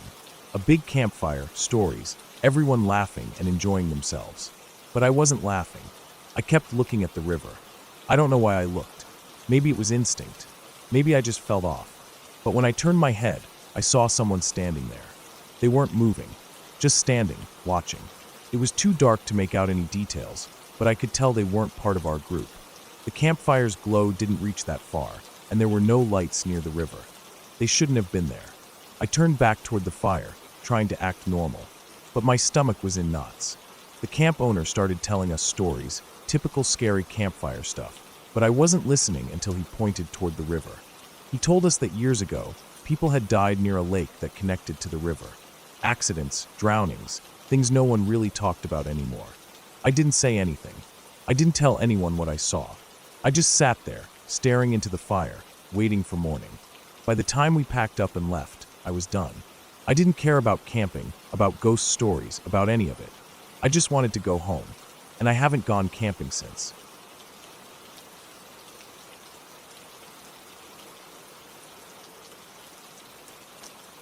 It was late summer, and I had spent most of my days sprawled out with books, lost in whatever world I could pull from the library shelves. Every week, I'd check out as many as I could carry, stuffing my backpack full until the seams felt like they might split. I tore through them one by one, letting whole afternoons and nights slip away without a thought. Some nights, I would read until my eyes burned, barely able to keep them open, the pages blurring together as I fought off sleep. Other nights, I would pass out with the book open, my bedside lamp still glowing when I woke up in the morning. That night, I had just started reading Dracula. The book had been sitting in my pile for a while, but I'd been putting it off, saving it for the right mood. It felt like a good night for it. Rain was tapping lightly against the roof, the air smelled damp, and a cool breeze drifted through my open window. My box fan sat in the frame, its thick plastic body wedged between the glass panes, but I hadn't turned it on.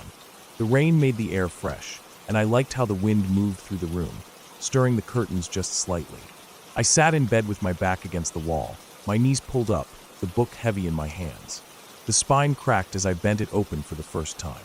The pages smelled slightly dusty, the way library books always did, and I flipped to the first chapter, letting my eyes settle into the rhythm of the words. I had barely started when I heard something, a soft rustling noise. At first, I thought it was the trees outside. The wind had been picking up, making the branches sway, but as I listened, I realized the sound wasn't coming from outside. It was closer, much closer. I looked up, my eyes drifting toward the window. The fan's vents were dark, the plastic edges smooth and untouched, but something moved just above it, near the top of the frame. It was small, shifting slightly, almost blending into the wooden trim. My mind struggled to make sense of it. It wasn't a leaf. It wasn't a shadow. Then it moved again. A shape, soft brown and velvety, clinging to the wood. It was alive. I could see its small body pressed against the glass, its tiny limbs gripping the frame. It was a bat. For a moment, I didn't react.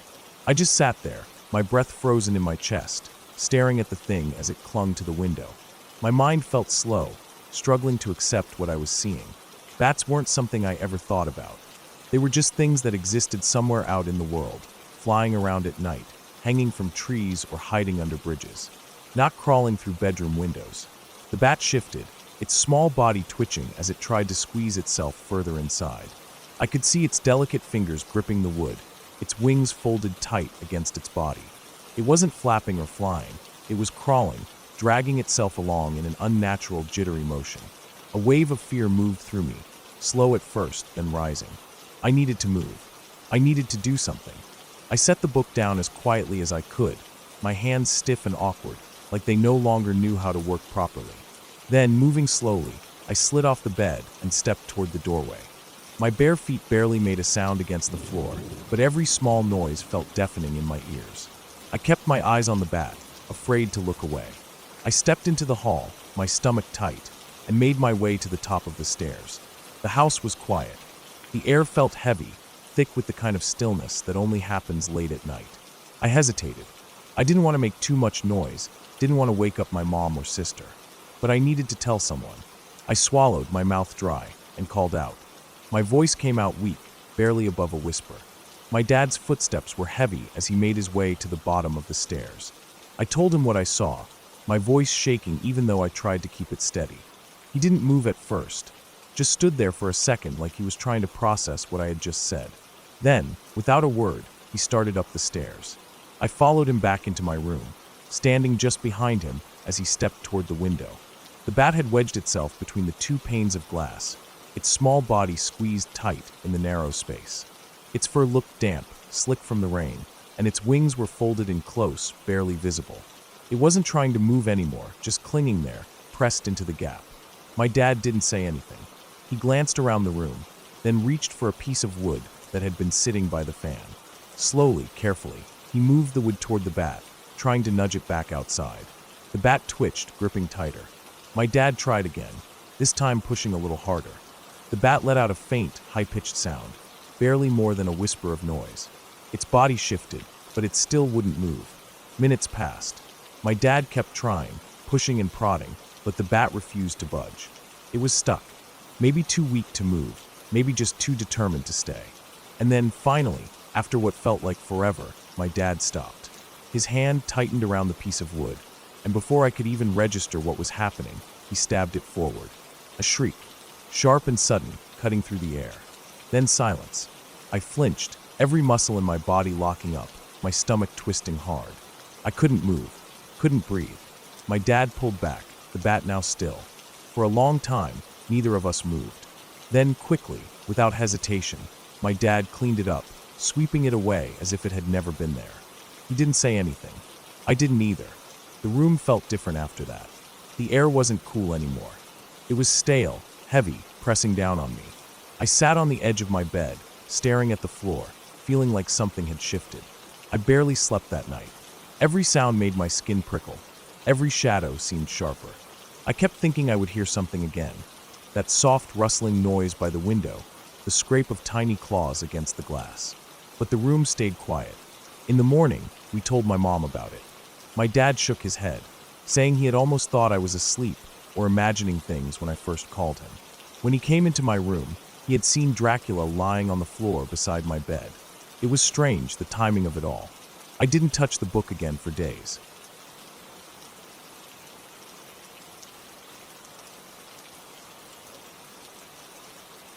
The first thing I noticed when we pulled up to the scene was how quiet it was. Not the kind of peaceful quiet you'd expect at a church, but a stillness that felt unnatural, like the air itself was holding its breath. The fire truck's engine rumbled low, idling, but beyond that there was nothing. No shouting, no crying, no frantic movement, just people standing around, their faces pale and frozen, staring at the ground. I was still new to all of this. 16 years old, barely into training, and already questioning whether I had the stomach for it. They started us off slow, mostly observing, getting used to the sights and sounds of emergency calls before they threw us into the deep end. But nothing about this felt slow. We climbed down from the truck, and I followed the older guys, my boots crunching over the gravel lot, as we moved toward the group of people. They didn't look at us, just stood there in clusters, their eyes wide and unfocused, shifting between one another like they weren't sure what to do. My stomach tightened. Then I saw him. He was lying on the ground beneath a tall oak tree, sprawled out in a way that didn't look natural. His arms were limp at his sides, his legs slightly bent, but his head was wrong. It was twisted at an angle that made my breath hitch. His neck bent so far to the side that I knew, even without experience, that something inside had snapped. His face was bloody, not from any open wounds, but from the way the blood had pooled beneath his skin, turning it dark, almost purple. His mouth was slightly open, lips parted just enough for thick foam to gather at the corners, a mixture of spit and whatever was happening inside his body as it failed. His eyes weren't fully closed, just half-lidded, the whites cloudy and unfocused. I had never seen a dead body before. I heard the more experienced guys move past me, saw them kneel beside him, their gloved hands moving quickly as they assessed the damage. Someone checked for a pulse. Someone else tilted his head slightly, carefully, to open his airway, and a gurgling sound came from his throat. The noise sent a shudder through me, the wet, rattling sound of a body that was still fighting, even when there was nothing left to fight for. I wanted to look away, but I couldn't. One of the firefighters pressed 2 fingers against the side of his throat, feeling for a pulse. I knew what they were going to find before they even shook their heads. I swallowed hard. The people around us, the ones who had been standing there, silent, shifted slightly. Some of them gasped softly, a few of them turned away, hands over their mouths. Others just stood there, staring, like their brains hadn't caught up yet. One of the guys near me muttered something under his breath. I didn't catch the words, but the tone said everything. This man, whoever he was, had been alive minutes ago. He had climbed that tree, reaching for a ball, probably thinking nothing of it. Maybe he had done it 1,000 times before. Maybe he had laughed when someone warned him to be careful. And now he was gone. I couldn't stop staring at his neck. The way it bent so unnaturally. The way his skin was already starting to take on that sickly shade. It didn't look real, like his body wasn't his own anymore, just something left behind. One of the paramedics pulled a white sheet from their bag. They didn't rush, but there was a certainty in their movements, the kind that came from experience, from knowing when there was no more point in trying. They covered his face first, then his chest, until all that was left was the outline of his form beneath the fabric. A woman nearby made a choking sound, something between a sob and a gasp. Someone else held her, whispering something I couldn't hear. I realized I was breathing too hard. The captain glanced over at me, his face unreadable. I forced myself to take a step back, to shift my focus anywhere else.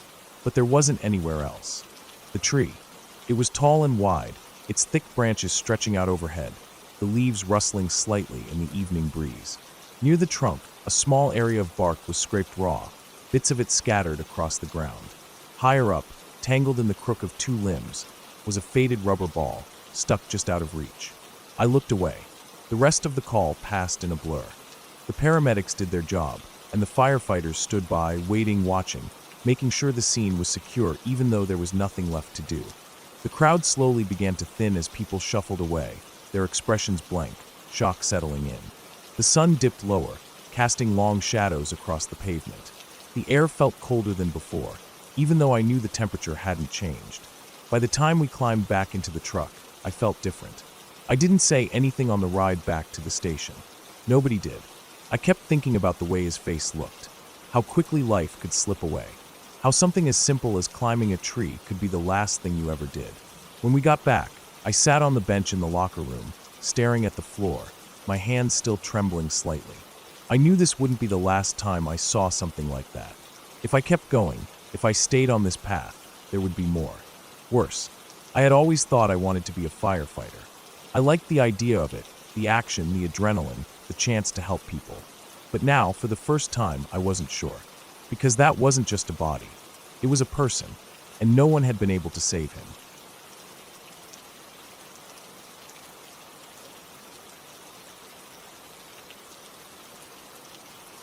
I sat on the couch, shifting my newborn to a more comfortable position against my chest. The house was quiet except for the occasional ticking of the clock on the wall and the low hum of the refrigerator in the kitchen. It was late, well past midnight, and I was exhausted. The baby had woken up fussy again, and I had settled into my usual spot in the living room to nurse him. The glow of the nightlight in the corner gave the room a warm, dim light, just enough for me to see without needing to turn on a lamp. My body ached from lack of sleep. I had barely gotten a few hours in the past couple of nights, and the weight of exhaustion pressed down on me. But the house was still and calm, and for the first time in hours, I felt like I could relax, even if only for a moment. Then I heard it. Above me, in the master bedroom, there was a sudden burst of movement. The heavy, thudding sound of paws hitting the floor, followed by the scrabbling of nails against the hardwood. It was unmistakable, the sound of my dogs running back and forth, chasing each other like they always did when one of them had stolen something. Usually it was a sock, a baby item, or more often than not, a pair of my underwear. I sighed, exasperated. I didn't have the energy for this. "Cut it out," I called, my voice low but firm, not wanting to wake the baby. The noise didn't stop. If anything, it got louder. The thumping of paws against the floorboards, the sound of something knocking into the dresser, or maybe the bed frame. The kind of noise that only two full-grown dogs could make. I clenched my jaw and exhaled sharply. "Enough," I snapped, still keeping my voice low but with more force. The commotion upstairs didn't slow down. Annoyance flared up in me, pushing back the exhaustion. I was too tired for this. It was late, I had a newborn in my arms, and the last thing I needed was to be dealing with these damn dogs tearing up the bedroom. I was about to stand up, ready to march up there and yank them both downstairs, when suddenly, the noise stopped. Just like that. Silence. The abruptness of it made me pause, my body tensing in the stillness. 1 second, there had been a full-blown chase happening overhead, and the next, it was like the house had swallowed all the sound. My heart pounded a little harder in my chest. And then I heard it. A soft shuffle, a creak of wood. But it wasn't coming from upstairs. It was coming from behind me. A cold wave of dread rolled down my spine. Slowly, carefully, I turned my head. Tank, my big Rottweiler, was stretched out on the floor behind the couch, lazily lifting his head to look at me. He let out a low groan as he stretched his front legs forward, his nails clicking against the hardwood. His eyes were heavy, still groggy from sleep. And I froze, because Tank had been asleep behind the couch the entire time. The room suddenly felt too small, too quiet. My mind raced. I had just heard him running around upstairs. Him and the other dog. The same unmistakable heavy thuds of his paws. But he was right here.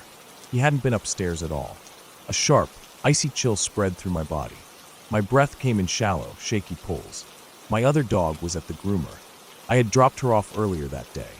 I hadn't even thought about it when I first heard the noise, but now the reality of it hit me full force. I wasn't hearing my dogs upstairs. Something else was up there. I swallowed, my throat dry. My entire body felt tense, my muscles locked in place as my mind tried to process what I was supposed to do. My first instinct was to run, to grab the baby and get the hell out of the house, but the logical part of my brain tried to reason with me. Maybe I was overtired. Maybe I had imagined it. Maybe Tank had been upstairs and had just come down without me noticing. But I knew that wasn't true. I had seen him sleeping behind the couch. He had been there the entire time. The silence from upstairs stretched on, thick and suffocating. I strained to hear any sign of movement, but there was nothing. Not even the soft creak of settling wood. For a long moment, I didn't move. I just sat there, gripping my baby tighter against my chest, listening. The weight of the silence pressed down on me, making my skin crawl. Then, finally, I forced myself to move. Slowly, carefully, I reached for my phone on the armrest of the couch. My fingers were stiff, my grip unsteady as I unlocked the screen. I hesitated for a second before pulling up my camera app and switching it to video mode. I wasn't going up there, but I could see if anything was moving. I turned on the front camera and angled it toward the ceiling. The image was dark and grainy in the dim light, but the movement detection was clear. If something was up there, I would see it. I held my breath and hit record. For several long seconds, nothing happened. The screen showed nothing but the faint shadows cast by the ceiling fan and the way the dim light from the hallway barely reached the edges of the frame. Then, just as I was about to turn it off, something moved. A shadow, quick, darting, just at the edge of the frame. My stomach dropped. I slammed my phone down on the couch, my pulse hammering in my ears. My breathing was too loud, too fast. I squeezed my baby tighter against me, his tiny body warm and solid, grounding me for just a moment. Tank let out a low, uneasy whine. His ears perked up, and for the first time, he looked alert. His body stiffened, his head turning toward the staircase. I held my breath. Then, just barely audible over the sound of my own pounding heart, a soft creak, a single, deliberate footstep. Upstairs. I didn't think. I just moved. I stood up as carefully as I could, my arms wrapped protectively around my baby, and backed toward the front door. Tank got up with me, his stance tense, his ears still locked on the stairs. He wasn't barking, and that somehow made it worse. He was just watching, listening. I reached for my keys on the table by the door, my hands shaking. I didn't bother grabbing anything else. I didn't care. I just needed to get out. As I stepped outside, the cool night air hit me like a slap, but I barely noticed. I hurried to my car, climbed inside, and locked the doors. Tank jumped in after me, settling into the passenger seat, his body still tense. For a long moment, I just sat there, staring at the house. Waiting, watching. Nothing moved. No lights flicked on. No more noises came from upstairs. But I knew what I had heard. I didn't go back inside that night. I drove to a friend's house instead, not even bothering to text first. I didn't care if I was being paranoid. I didn't care if there was a logical explanation, because something had been up there, and I wasn't going back in to find out what.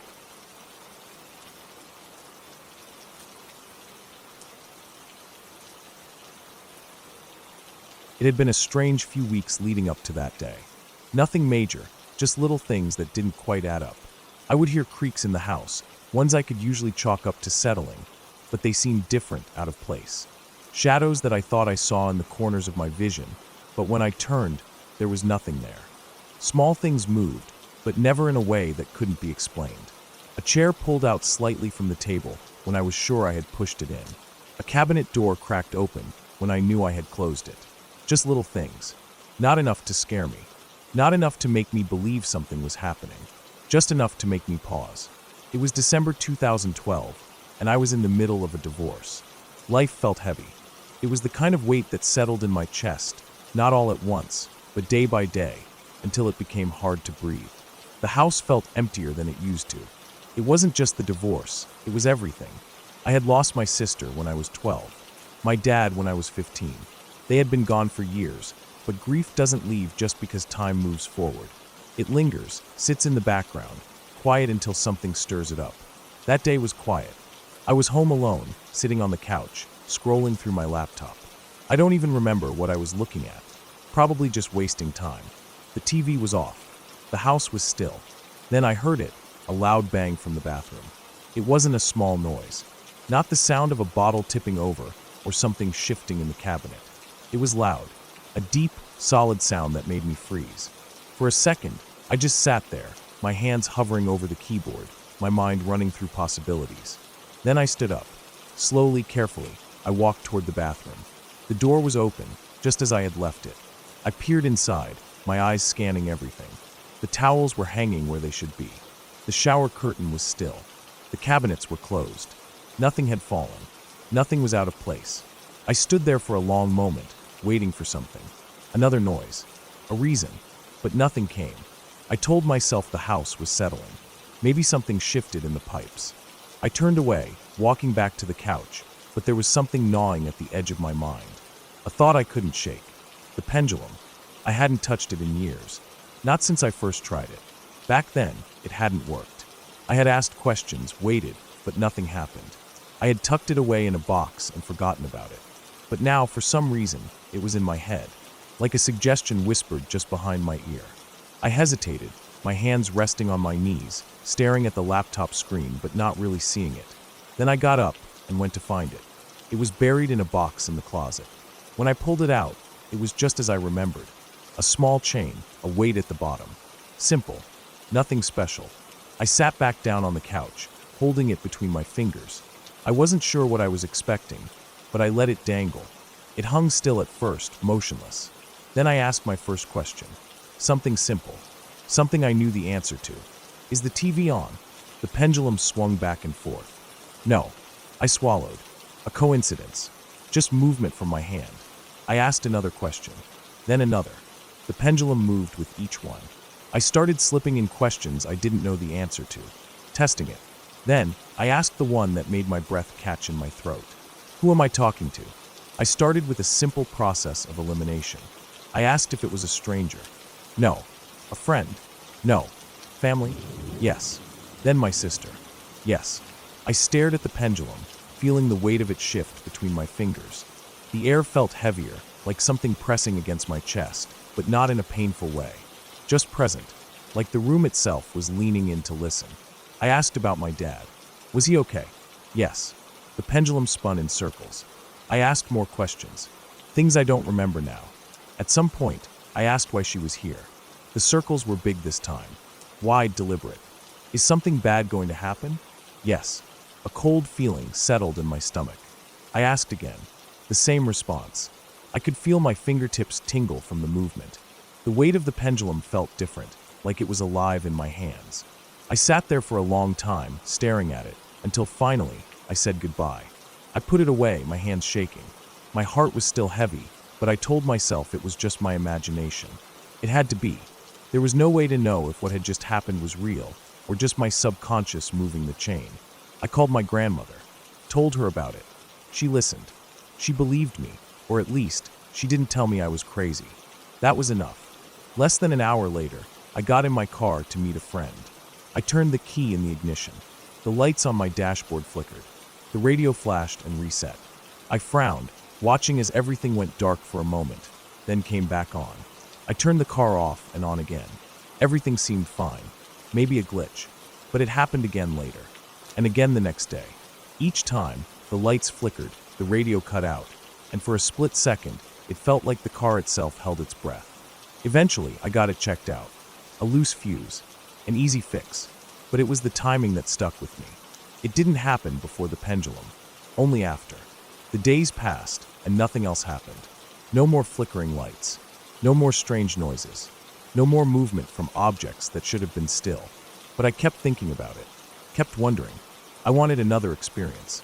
But I knew better than to force it. So I waited.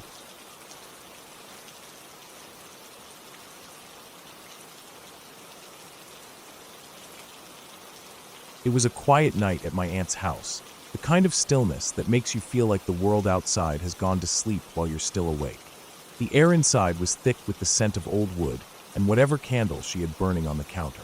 The house always smelled a little like that, like wax, something floral, and a trace of the oil she used to clean the wooden furniture. The ceiling fan hummed softly, cutting through the silence every few seconds with the faintest creak from where it wobbled slightly on its hinge. I don't remember exactly what made me look out the window. Maybe it was boredom, maybe just a restless feeling I couldn't place. The backyard sloped downward from the house, the grass darker than the sky, barely visible in the dim glow of the back porch light. Beyond the fence, the land leveled out before meeting the next row of houses, their shapes just faint outlines against the night. Some had their porch lights on, some didn't. I could see a few windows glowing from inside, but the details were too far to make out. Then I saw them. At first, I thought my eyes were playing tricks on me. Small, bright orbs, no bigger than a marble, maybe a little larger, dancing in a tight, fast circle. They moved like they were caught in their own gravity, looping over and under each other, spinning in a way that reminded me of those animated diagrams of atoms from school. But these weren't just dull little dots. They were vivid, colors that seemed too bright for the dark. Red, blue, green, yellow, shifting as they moved, pulsing slightly like something alive. I blinked, expecting them to vanish. They didn't. The longer I stared, the more certain I was that they were real. They weren't reflections from inside the house. There was nothing behind me that could make those colors. They weren't fireflies either. Fireflies blinked in slow, lazy patterns, and their glow was soft. This was something else. They spun faster, never straying from the tight circular path they traced over and over. A cold chill ran through me, the kind that starts at the back of your neck and works its way down your arms, making every hair stand on end. I had this sudden, unshakable feeling that I wasn't supposed to be seeing this. That whatever those things were, they weren't meant to be watched. I stepped back from the window, my breath slow and careful, as if making noise would draw attention to me. My aunt's house was old, and the wooden floors creaked in certain spots, so I moved carefully, instinctively avoiding the ones I knew would groan under my weight. I didn't take my eyes off the orbs. They kept moving, never pausing, never breaking their pattern. The motion was hypnotic. Perfectly smooth, too controlled for something natural. If they were insects, birds, or something explainable, they should have moved erratically at some point. But they didn't. It was like they were following invisible rails, locked into that circular path. I glanced toward the house down the hill, the one closest to where the orbs were floating. It was dark. No porch light, no signs of movement inside. The windows were just black squares. No glow from a TV, no sign that anyone was awake. That house had always given me an odd feeling. My aunt had never talked about the neighbors much, and I had never seen anyone outside when I was there.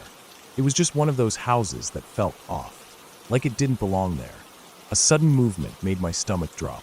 The orbs, still spinning, were drifting. Not randomly, not floating off in the breeze, but purposefully. Slowly, they started moving toward the dark house. I swallowed hard, feeling my heartbeat against my ribs. I wanted to call someone over, to point and say, "Look at this. Tell me you see this too." But something stopped me. A deep, instinctive dread. Like if I spoke, if I acknowledged it out loud, I'd be drawing attention to myself in a way I really didn't want to. The orbs reached the back of the house and hovered near what looked like a back door or a small window. They didn't go inside, just hung there, spinning in place, their colors flickering against the dark surface of the house. Then, one by one, they blinked out. Not like a light switching off. More like they faded. Their colors dimmed, their movement slowed, and then nothing. Just the dark yard, the quiet house, the empty night. I exhaled, only then realizing I had been holding my breath. I stared at the spot where they had been, half expecting them to reappear. They didn't. The house was still, just as lifeless as before. The air felt heavier, like something had been there and was now gone, leaving a faint trace behind. I stepped away from the window, my hands feeling weirdly cold. My aunt and my mom were talking in the other room, their voices low and relaxed. I thought about telling them, but even in my head, it sounded crazy. Floating, glowing orbs in the backyard? What would they even say? Still, when I did tell them later, they didn't question me. My aunt, so deeply religious, the kind of person who saw demons and spirits in every shadow, just nodded. Like she believed me. Like she had expected something like this to happen eventually. That night, I barely slept. Every time I closed my eyes, I saw those orbs again. Their colors, their movement. The way they had vanished so suddenly. The next morning, I looked out the window again. The yard looked normal. No sign that anything had been there. The grass undisturbed, the house down the hill just as empty looking as before. But something in the air felt different. Not wrong exactly, just changed. Like whatever had been out there had left something behind. A feeling, a presence, something I couldn't name. I never saw the orbs again. But every time I visited my aunt's house after that, I couldn't shake the feeling that I wasn't alone when I looked out that window. That something was still out there, watching.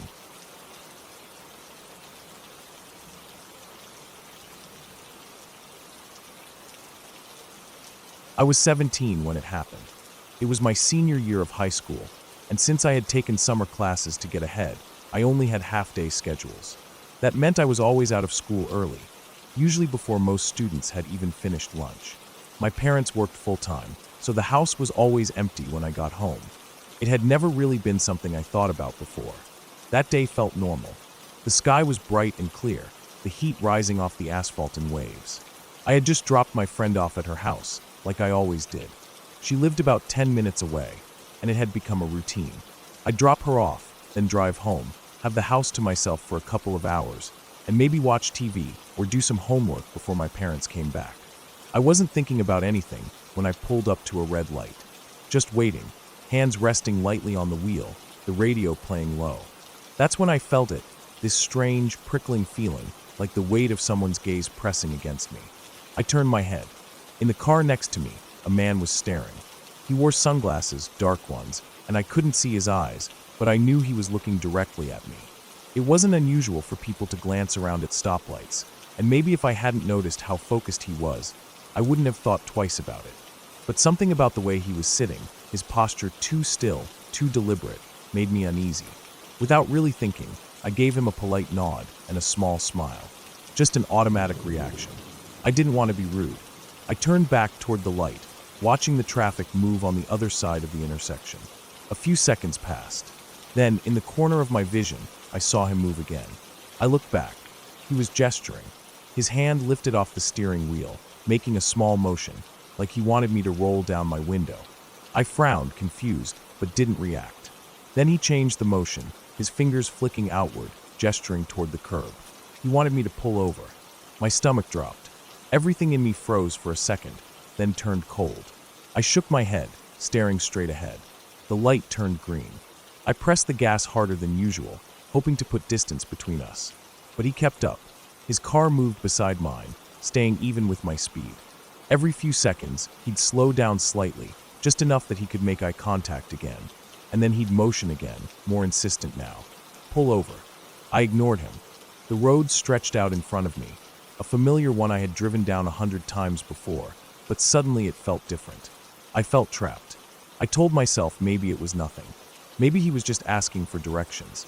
Maybe he thought he knew me. Maybe he needed help. But I knew better.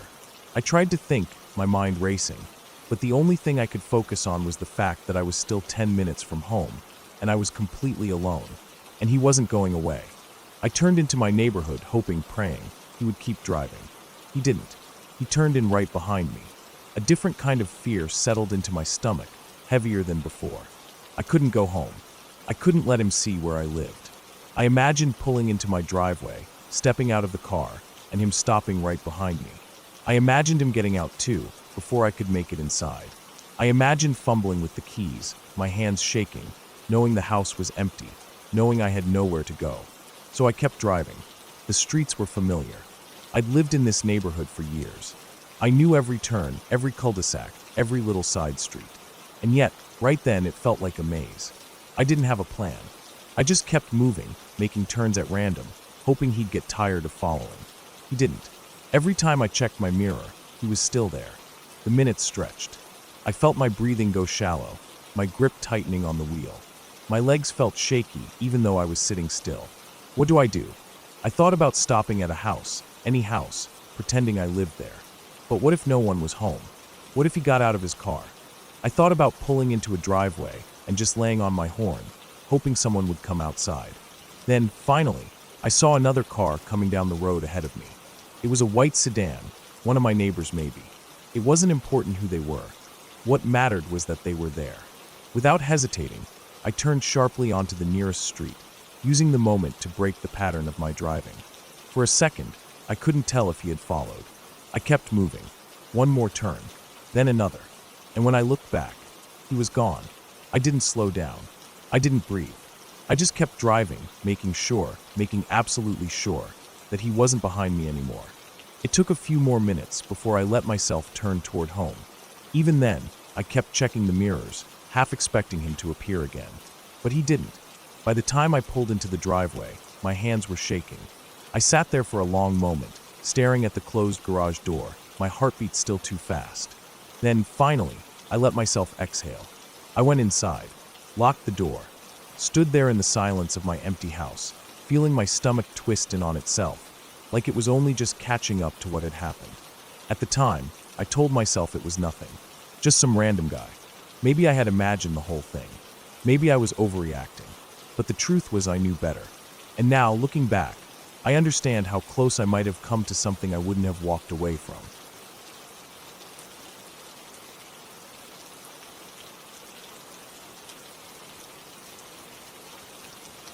I was about 15 when I was babysitting my nieces and nephews at their house one night. My sister and her husband had gone out for the evening, and they wouldn't be back until late, so it was just me and the kids in the house. I'd babysat for them plenty of times before, and nothing ever really happened. It was a quiet neighborhood, the kind where people knew each other, at least enough to wave when driving by. The kind of place where you didn't think too much about locking the doors until it was bedtime. The kids were all pretty young, the oldest barely 7, and the youngest still in diapers. They had a usual routine, dinner, a bit of TV, then getting them all settled in for bed. I made macaroni and cheese because it was easy and something they would all eat without complaining. They sat at the table, chatting about cartoons and school. The usual kind of conversation kids have that doesn't mean much, but fills the silence. After dinner, I let them watch TV for a while. They all piled onto the couch, fighting over who got the best spot, giggling, whining, and eventually settling down. I sat in the chair nearby, scrolling on my phone, only half paying attention to the show they were watching. The house was warm, the kind of comfortable warmth that makes you a little sleepy. It was just a normal night. At some point, my niece, the oldest of the group, sat up and frowned. She wasn't one to get scared easily, but there was something off about the way she suddenly got quiet. She glanced at me, then at the big window that faced the backyard. The curtains were halfway open, and through them, you could see the dark yard and the fence beyond it. "That man keeps watching me," she said suddenly. I looked up from my phone, immediately on alert. "What man?" I asked, sitting up straighter. She pointed at the window. I followed her gaze, my stomach tightening a little. The backyard was dark, the only light coming from the porch bulb that cast a weak glow over the grass. I stared hard, my eyes adjusting to the dimness outside, but I didn't see anything. Just the yard, the fence, the trees beyond. No movement. "There's no one there," I told her, trying to keep my voice calm. She didn't argue, but she didn't look convinced either. I watched the window for another few seconds, but there was nothing. No movement, no shadow shifting in the dark. Just the backyard. Still, the way she had said it so certain made me uneasy. I got up and went to the window, pulling the curtains closed all the way. "There," I said. "Now no one can see in." She nodded, but she didn't look completely reassured. The other kids hadn't even noticed the exchange. They were still focused on the TV. I told myself she was just imagining things. Maybe she had seen a shadow from a tree moving in the wind. Kids had big imaginations. I didn't want to scare her, so I didn't make a big deal out of it. I went back to my chair, picked up my phone, and tried to shake off the weird feeling creeping up my spine. About 20 minutes later, I was still sitting there, zoning out, when my phone started ringing. It was my dad. That was strange. He almost never called me when I was babysitting, unless it was to check in briefly. I answered, and the second I did, I could hear the urgency in his voice. "Are you okay?" he asked, his voice tight with something that made my stomach drop. "Yeah," I said slowly. "Why?" He let out a breath, like he was trying to keep his voice steady. "The neighbors just called the cops. Someone was outside, looking in through the windows." My body went cold. My first thought was my niece. That man keeps watching me. I stood up so fast my chair scraped against the floor. I turned to look at the window, even though the curtains were closed now. The TV was still playing, the kids still curled up on the couch, unaware that anything was wrong. "What do you mean?" I asked, keeping my voice low. "The neighbors saw him," my dad said. "They called it in. Cops are on the way. Stay inside. Don't open the door for anyone until they get there." My heart was pounding now. I checked the front door, making sure it was locked, then went to the back one and did the same. I turned off the porch light, hoping that would make it harder for anyone outside to see in. I forced myself to stay calm. I didn't want to scare the kids, but I couldn't shake the sick feeling in my stomach. Someone had been watching the house. Watching us. Minutes passed, stretching out unbearably long. Every little sound made me jump. The hum of the refrigerator, the creak of the house settling. I kept my phone in my hand, gripping it so tightly my fingers ached. Then, finally, headlights washed over the front of the house. The police. I heard the sound of car doors, then footsteps. A knock on the door. I checked through the peephole before opening it. 2 officers stood there, their flashlights cutting through the darkness. They asked if I was okay, if I had seen anyone. I told them no, but that my niece had said something earlier about a man watching her. I saw them exchange a glance. Then they told me they had caught him. He had been at a bar earlier that night, got drunk, followed a girl home. She lived right next door. She had managed to get inside and lock the door before he could get to her, but he was too drunk to figure out which house she had gone into. So he ended up at ours, looking in through the windows, thinking she was inside. That explained why he had been watching, why my niece had noticed him. The girl had called the police when she saw him standing outside our house, staring into the windows. I felt sick. The idea that he had been out there, looking in, watching us without us even knowing. Nothing ended up happening to me or the kids, and the girl was safe too. The guy got arrested. Probably spent the night in jail for drunk driving, trespassing, and whatever else they could charge him with. But the thought stuck with me. If my niece hadn't said anything, if the neighbors hadn't seen him, how long would he have stood there, watching?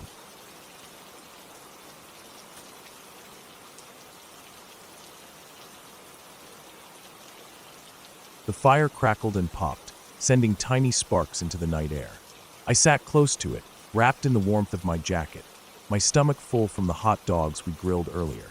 My parents, my aunt and uncle, and some of my cousins sat around me, talking and laughing in the dim glow of the flames. The smell of smoke and burning wood mixed with the cool scent of pine trees surrounding our campsite. It was the first time I had gone camping that I could remember. The day had been normal, fun even. We walked through the woods, followed winding trails, climbed over fallen logs, and skipped rocks across the lake. My cousins and I played near the campsite, running between the trees, pretending we were in some kind of adventure. As the sun set, we roasted marshmallows and let the sticky, melted sugar coat our fingers. It was a perfect day. Then my uncle decided it was time for a bedtime story. He leaned in close, his face lit by the glow of the fire. He held up his flashlight, shining it under his chin, so his features twisted into strange, exaggerated shadows. His voice dropped into a deep, eerie tone as he began to sing. If you go down in the woods today, you're sure of a big surprise. If you go down in the woods today, you'd better go in disguise. He dragged his fingers against the bark of the nearest tree, making a slow, scratching sound. His voice was sing-songy but unsettling, stretching the words out in a way that made my skin crawl. He clawed at the air like a bear, making slow, deliberate swipes. For every bear that ever there was will gather there for certain, because today's the day the teddy bears have their picnic. The song should have been harmless. It was a children's song, after all, but the way he sang it made it feel wrong. It felt like something I shouldn't be listening to, something I shouldn't be hearing in the middle of the woods, with nothing but darkness pressing in around us. The trees seemed taller, the shadows longer. I glanced over my shoulder, half expecting to see something standing just beyond the reach of the firelight. My uncle kept going. Every teddy bear who's been good is sure of a treat today. There's lots of marvelous things to eat and wonderful games to play. His voice dipped lower, his fingers still scraping against the tree trunk. The sound sent shivers down my spine.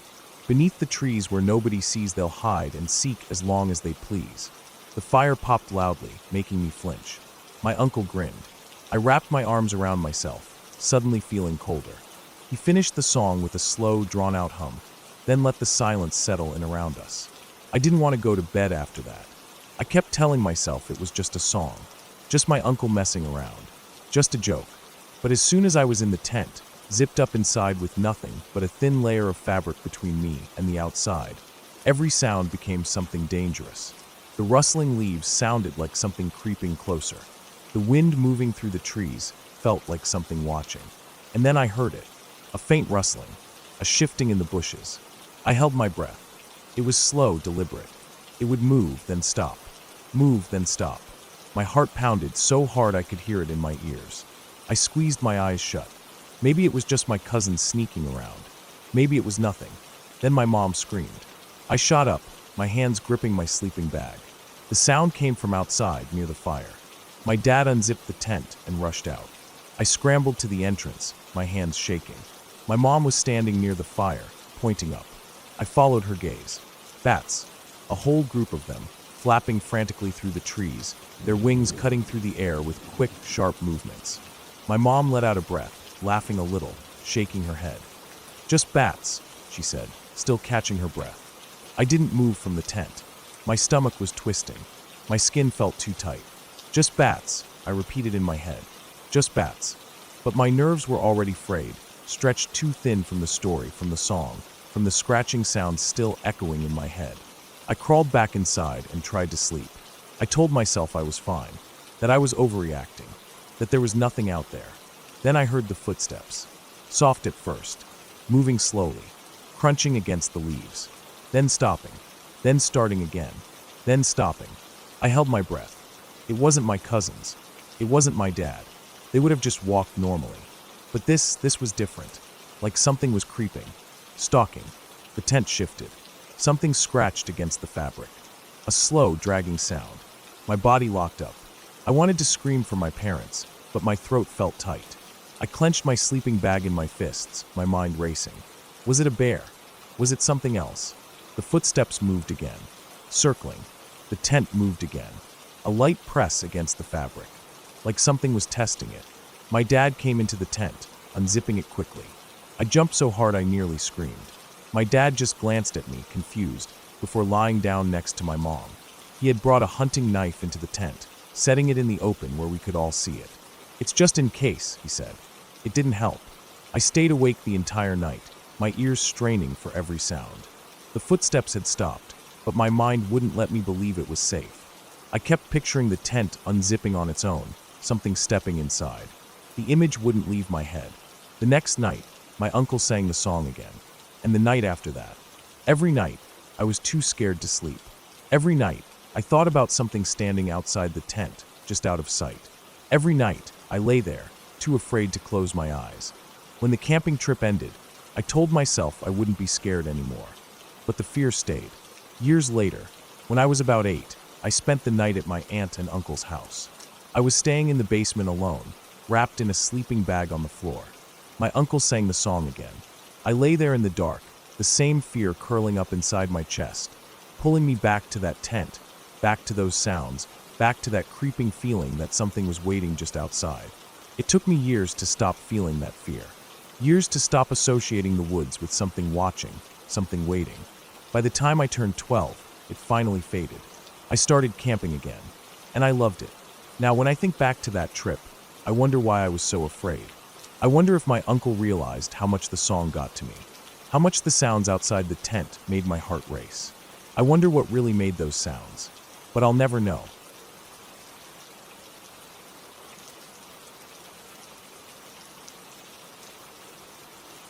I grew up in an old cottage built in the late 1800s. The house had been standing for more than 100 years by the time my parents bought it, and it felt like every part of it carried its own history.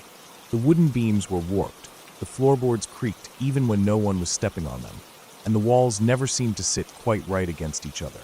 It smelled of damp wood and old plaster, no matter how many times my mom scrubbed the place. The house had always felt a little strange, but I never thought much of it until my parents decided to renovate. The biggest change was the staircase. The old one sat in the middle of the house, hidden behind a small wooden door that always stuck in the winter and swung open too easily in the summer. It was a narrow, steep thing, creaking under every step, and I hated going up it in the dark. There were 13 steps, and I counted them every time I climbed or descended, almost as a ritual. When my parents announced that they were putting in a new staircase and getting rid of the old one, I didn't think much of it at first. The new stairs were sturdier, positioned in a different part of the house, and had only 12 steps. It was a practical improvement. But after the old staircase was removed, things started happening. We were used to noises. The house was old and would shift over time. It creaked in the night, groaned under pressure changes, and sometimes even made loud popping sounds that echoed through the rooms. But this was different. At night, when the house was quiet, we started hearing footsteps.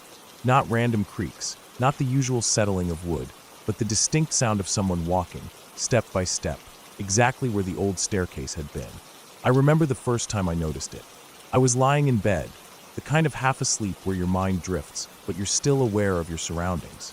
I heard it then, one step, then another, then another. Slow, deliberate, exactly 13 of them. And then, the unmistakable sound of the small wooden door clicking shut. I lay frozen in my bed, heart hammering, telling myself it was just my imagination. But I heard it again the next night, and the night after that. The sound always came late, past midnight, when the house was still and everyone was asleep. I never mentioned it to my parents at first, because I didn't want them to think I was being ridiculous. I didn't even want to admit to myself that it bothered me, but it did. I started avoiding that part of the house at night.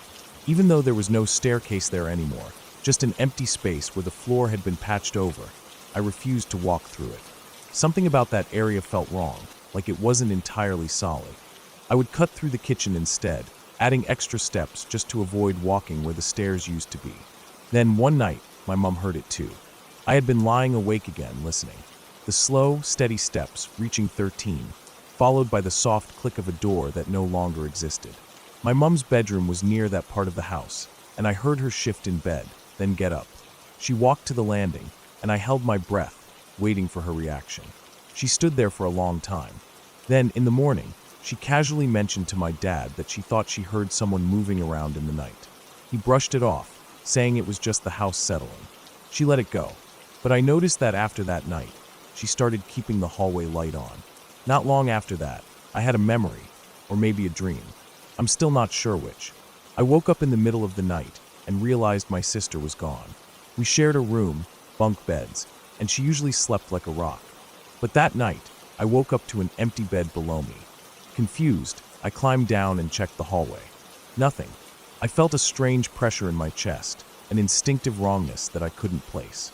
I walked toward my parents' bedroom, and as I stepped through the door, everything changed.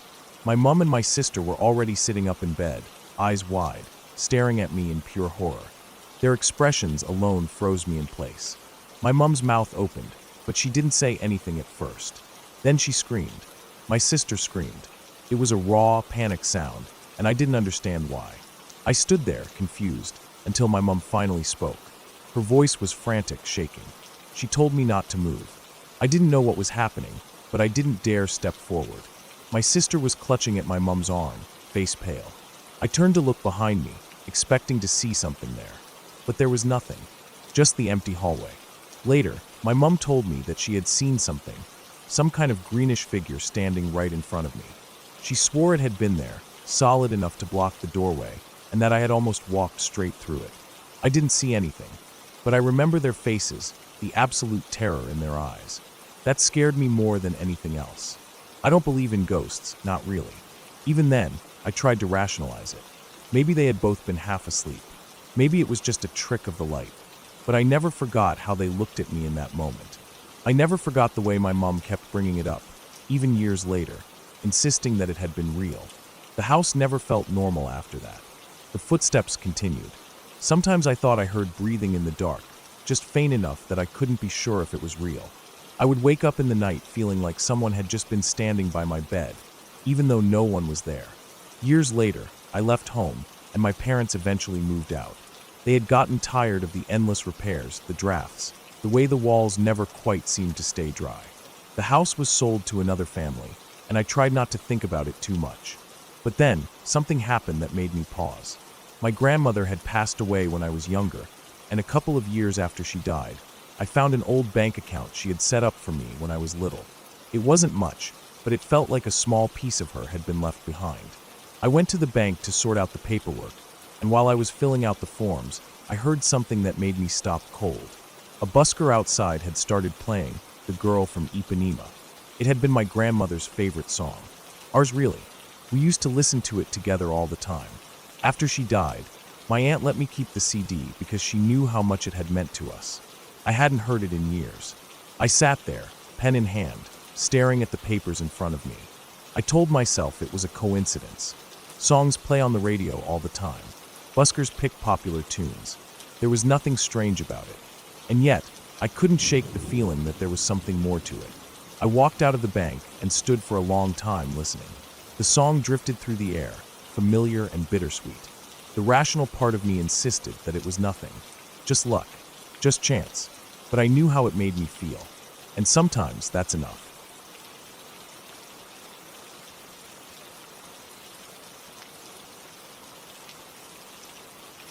The wind had been howling all evening. It wasn't the kind of gentle evening breeze that rustled the leaves or carried the sound of distant voices. It was a constant, forceful wind that bent the trees, rattled the windows, and made the bungalow creak as if it were alive. We had been inside for most of the day, my cousin and his friends lounging around, talking, drinking, laughing. The bungalow was small but comfortable, standing alone near the river, with a stretch of land between it and the embankment of a tea plantation. There weren't many houses nearby, just a few scattered ones deeper in the village, their lights barely visible in the distance. By nightfall, the air had turned cold. Someone suggested lighting a fire outside, and the idea quickly turned into a full-fledged barbecue. Soon, the smell of meat filled the air, smoke curling into the night sky, the firelight flickering against the darkened trees. We ate, drank, and talked for hours. I ate too much. Maybe it was the combination of the smoky air, the heaviness in my stomach, or just the need to escape the crowded space for a while. But I wanted to step away, to breathe in something fresh. I told them I was going for a walk, though I doubt anyone heard me over their own conversations. I didn't expect anyone to come with me anyway. They were too stuffed, some already sprawled out near the fire, staring into the flames with the lazy satisfaction of a full stomach and a bit too much alcohol. The night was darker than I expected. The wind had died down somewhat, but it was still strong enough to shake the leaves and whistle through the trees. I walked without a direction in mind, letting the cool air settle my stomach. The sound of the river was constant in the background, a steady rush of water against the banks. I don't know how far I walked. The land here was uneven, a mix of clay and patches of grass, with a few narrow trails that led towards the plantation. I followed one, my feet sinking slightly into the damp earth. There were no streetlights here, no houses close enough for their glow to reach me. The only light came from the moon, which wasn't full, just bright enough to outline the landscape in shades of silver and black. The embankment rose ahead of me, a slight incline marking the boundary of the tea plantation. I stopped there, standing at the edge, looking down toward the river. That's when I saw it. At first, I thought my eyes were playing tricks on me. The riverbank was mostly dark, but near the edge of the water, there was something that faintly glowed. Not brightly, not in an unnatural way, but with a dull, almost sickly luminescence. It was a cluster of something, jelly-like, uneven, spreading across the clay. I took a step closer, feeling the ground squish slightly under my feet. The substance wasn't just a puddle of something.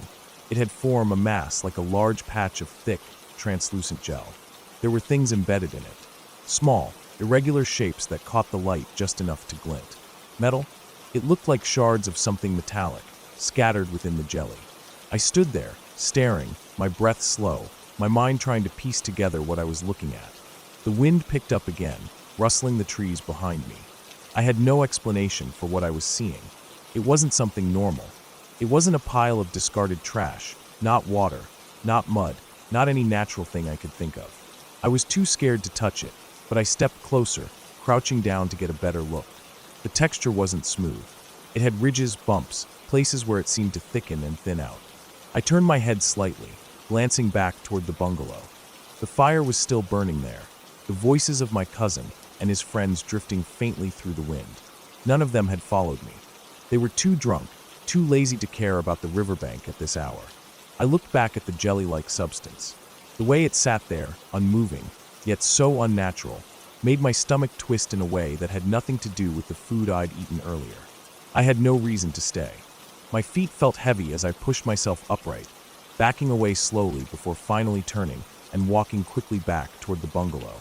The walk back felt longer than it should have. The wind had died down again, leaving the night eerily quiet except for my own footsteps. When I finally reached the fire, I hesitated before sitting back down. No one noticed my absence. They were still talking, still drinking. I glanced at my cousin, wondering if I should say something. I didn't. The next morning, I woke up with the memory of the night before fresh in my mind. It hadn't felt like a dream. The image of the glowing substance was still there, clear as ever. I knew I had to go back, to see it in the daylight, to make sure it was real. I told my cousin and his friends about it. They were skeptical, groggy from the night before, but their curiosity got the better of them. We walked back to the riverbank together, retracing my steps from the night before. There was nothing there, not a single trace. The ground was the same, clayey, damp, with no signs that anything had been there. No footprints other than ours. No disturbed earth. No faint glow. No metal shards. Nothing. It was as if I had imagined the whole thing. I stood there, staring at the spot where it had been, my mind racing. It had been real. I had seen it. I had been close enough to touch it. Yet now there was nothing. The others started laughing, calling it a drunk hallucination, but I hadn't been drinking. I hadn't been drunk. I walked back to the bungalow in silence. I never found an explanation. I looked into everything I could think of, natural phenomena, chemical spills, even strange biological matter that might wash up on riverbanks. Nothing fit. I never saw anything like it again, but I know what I saw.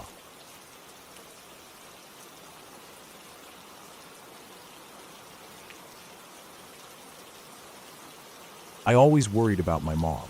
Not in a general way, like kids worry about their parents, but in a constant, gnawing way that sat in my stomach all day.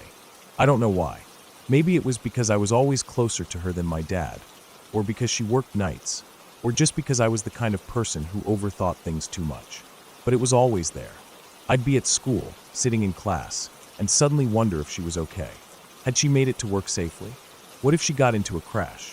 What if something happened, and she never came home? The thoughts would dig into me, and I'd shake them off as best I could, trying to focus on whatever the teacher was saying. But they always came back.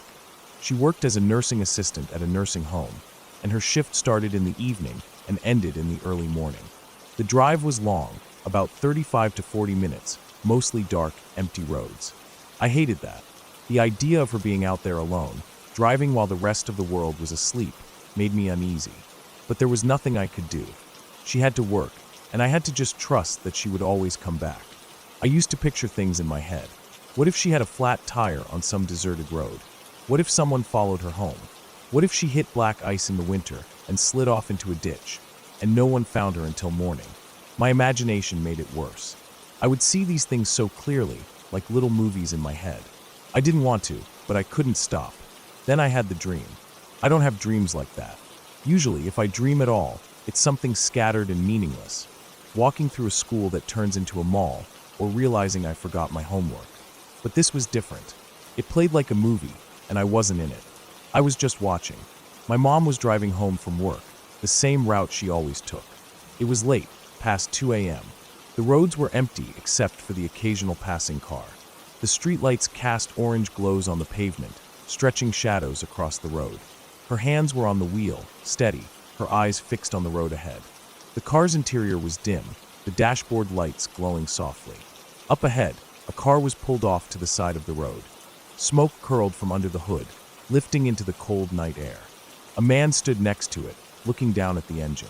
His posture was relaxed, like he was just waiting. She slowed down. Even in the dream, I wanted to scream at her not to stop. But she did.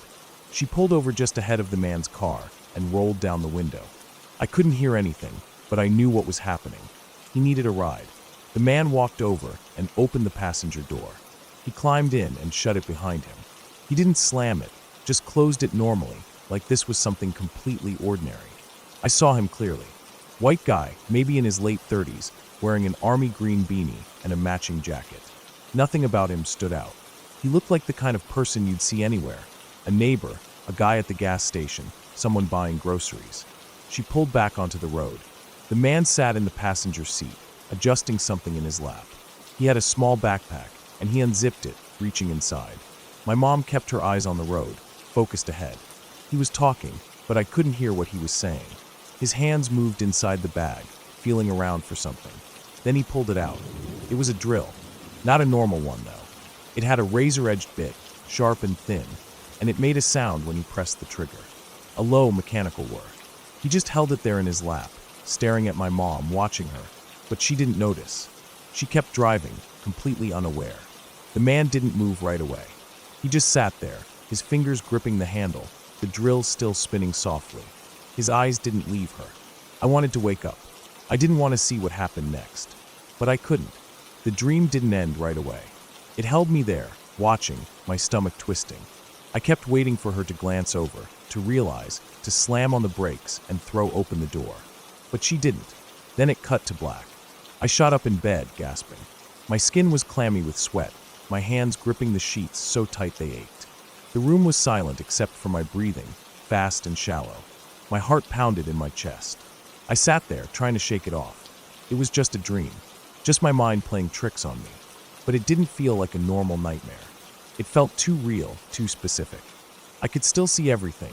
The way the man moved, the sound of the drill, the way my mom's hands rested on the wheel. I didn't go back to sleep that night.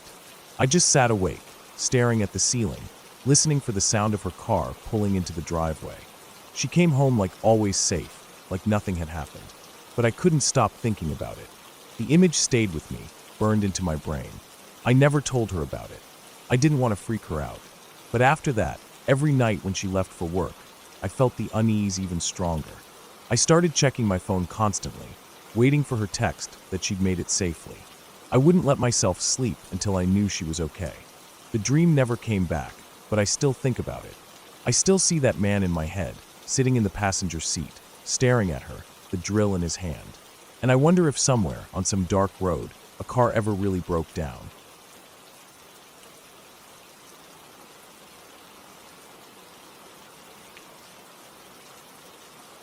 The house was old. That was the first thing anyone would notice when they stepped inside. The walls groaned when the wind shifted outside. The floors creaked even when nobody was moving. And the air always carried a faint scent of wood, and dust no matter how often it was cleaned. It had been built sometime in the 1920s, and over the years, previous owners had added onto it, tacking on extra rooms and even a second floor. Nothing about the layout made much sense. Some doors led nowhere, others opened into oddly shaped spaces that felt like afterthoughts. The second floor, where my brother and I had our bedrooms, always seemed darker and colder than the rest of the house, even in the middle of summer. I never liked being home alone, but that day, I didn't have a choice. My mom, my brother, and my cousin had been getting ready to go to the park, moving around the house, chatting, and gathering their things. I had plans of my own. My friends were coming to pick me up soon, and I was just waiting for them to show up. When my family left, the sudden silence made the house feel bigger, like the walls had pushed outward. I stayed in the dining room, scrolling through my phone, half listening to the background hum of the refrigerator and the occasional sound of tree branches tapping against the windows. I wasn't really paying attention to anything until I heard the sound, a loud thud from upstairs. I froze. My first instinct was to check on my brother or cousin, assuming one of them had fallen or knocked something over. Then I remembered I was alone. There was no one upstairs. My body tensed, and my heart started pounding. I waited. The sound had been heavy, not like something small falling over, but something with weight. My mind raced through the possibilities. Maybe something on a shelf had fallen. Maybe one of the old windows upstairs had slipped open and slammed down. Then I heard it again. The stairs creaked. The noise came from the top of the staircase, the place where the hallway upstairs led to my brother's room. My breath caught in my throat. I couldn't see the stairs from where I was sitting, and suddenly I was glad. I stayed frozen in place, waiting. Another creak. Closer this time. I scrambled to my feet. The house was old, sure, but these weren't just random creaks from settling wood. It sounded like someone was stepping down, one slow movement at a time. My skin went cold. If someone had broken in, I would have heard a door open, glass breaking something, but I hadn't. The only thing I had heard was the thud upstairs, and now this. I backed toward the kitchen, my mind racing. I didn't want to see what was coming down those stairs. I didn't want to know. I grabbed a knife from the counter. My hands were shaking, and my breath was coming too fast, but I forced myself to stay quiet. The kitchen had only one entrance, which meant if someone really was in the house, I was trapping myself. But the thought of staying in the open dining room, exposed, was worse. I lowered myself to the floor, pressing my back against the cabinets, gripping the knife so tightly my fingers hurt. The house was silent again. I counted the seconds in my head, my ears straining for any sound. Then, faintly, from the direction of the living room, I heard a soft clinking. It was the sound of glass. It sounded like someone lightly tapping two plates together. That was enough. I wasn't waiting any longer. I shoved myself to my feet and sprinted for the front door, throwing it open so hard it banged against the wall. I ran straight to my friend's car, barely registering the honk as I yanked the door open and dove inside. My hands were still trembling when I yanked the seatbelt across my chest. As we pulled away, I stared at the house, half expecting to see movement in the windows, but everything looked normal. Just an old house, sitting there like it always did. My friend glanced at me, raising an eyebrow. "You okay?" I let out a breath and nodded, not trusting myself to say anything. I didn't want to talk about it. I didn't even want to think about it. When I got home that night, the house was quiet again. Nothing was out of place. Nothing had been touched. I told myself it was nothing, that the house had just made noises like old houses do. But I never forgot how real it had felt in that moment, how it had felt like something was there with me. A year before that, something else had happened in the same house. This time, I wasn't there to witness it, but my parents were. My brother and I had been staying at a friend's house for the weekend. My parents were alone in the house, up late watching TV in the living room. My dad sat in his recliner, and my mom was on one end of the couch, the side closest to the stairs. They had been talking about some pictures they had taken the day before. The pictures had orbs in them, something they had noticed before in older photos taken around the house. My mom thought it was interesting. My dad just shrugged it off as dust or lighting. Then, in the middle of their conversation, my mom's side of the couch lifted into the air. It wasn't a slight movement. It wasn't something that could have been written off as shifting weight. The couch physically rose from the ground, one end suspended in the air. For a second, it stayed there. Then, with a loud bang, it slammed back down, shaking the floor. My dad jumped up. My mom sat frozen, staring at the couch, her face pale. Without hesitation, my dad marched through the house, yelling at the top of his lungs. He shouted that whatever was in the house needed to leave, that it wasn't welcome, that it wasn't allowed to touch his family. He walked through every room, his voice echoing off the walls. My mom stayed where she was, still too stunned to move. After that, things changed. They still saw the orbs in photos. They still saw occasional shadows that they could never quite explain. But the heavier things, the things that made them feel like they weren't alone, stopped happening. For the rest of the time we lived there, I never liked being home alone. Every creak in the floorboards made my heart jump. Every shadow at the corner of my eye made my skin crawl. Eventually, we moved. I don't think about that house much anymore, but sometimes, when I'm in a quiet room and I hear a noise I can't explain, I remember the feeling of knowing, without a doubt, that something else was there with me.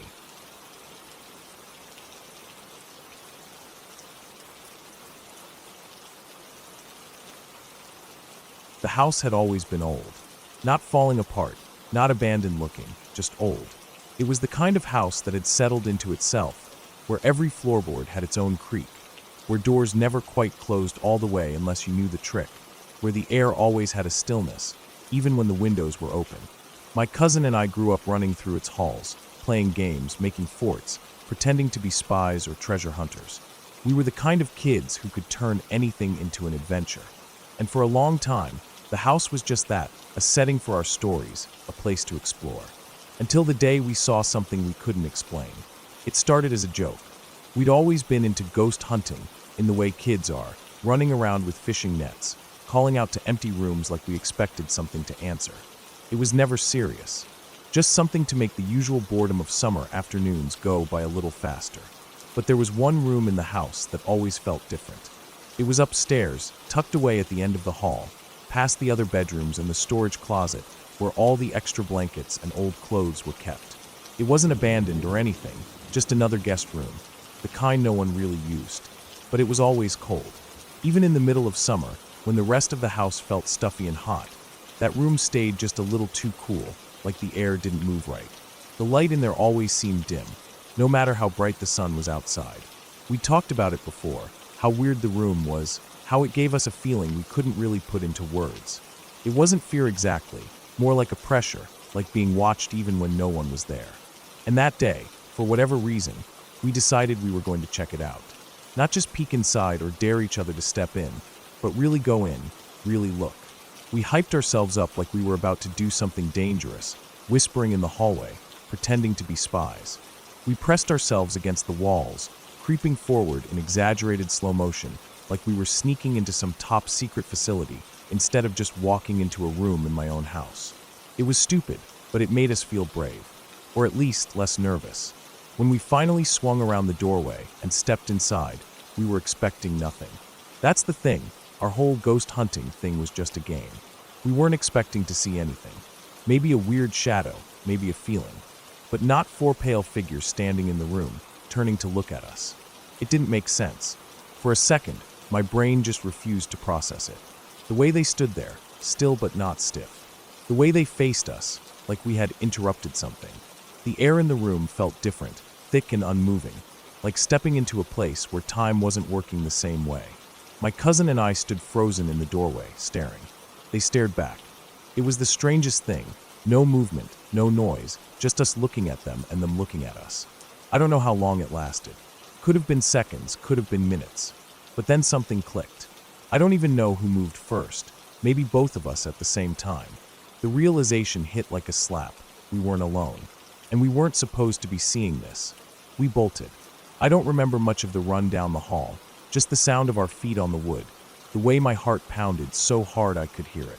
We didn't stop until we were downstairs, out of breath and wide-eyed.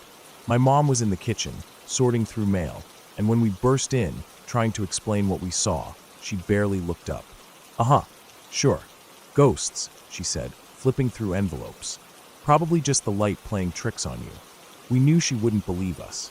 We barely believed ourselves. But we did see something. We know we did. After that, I avoided that room.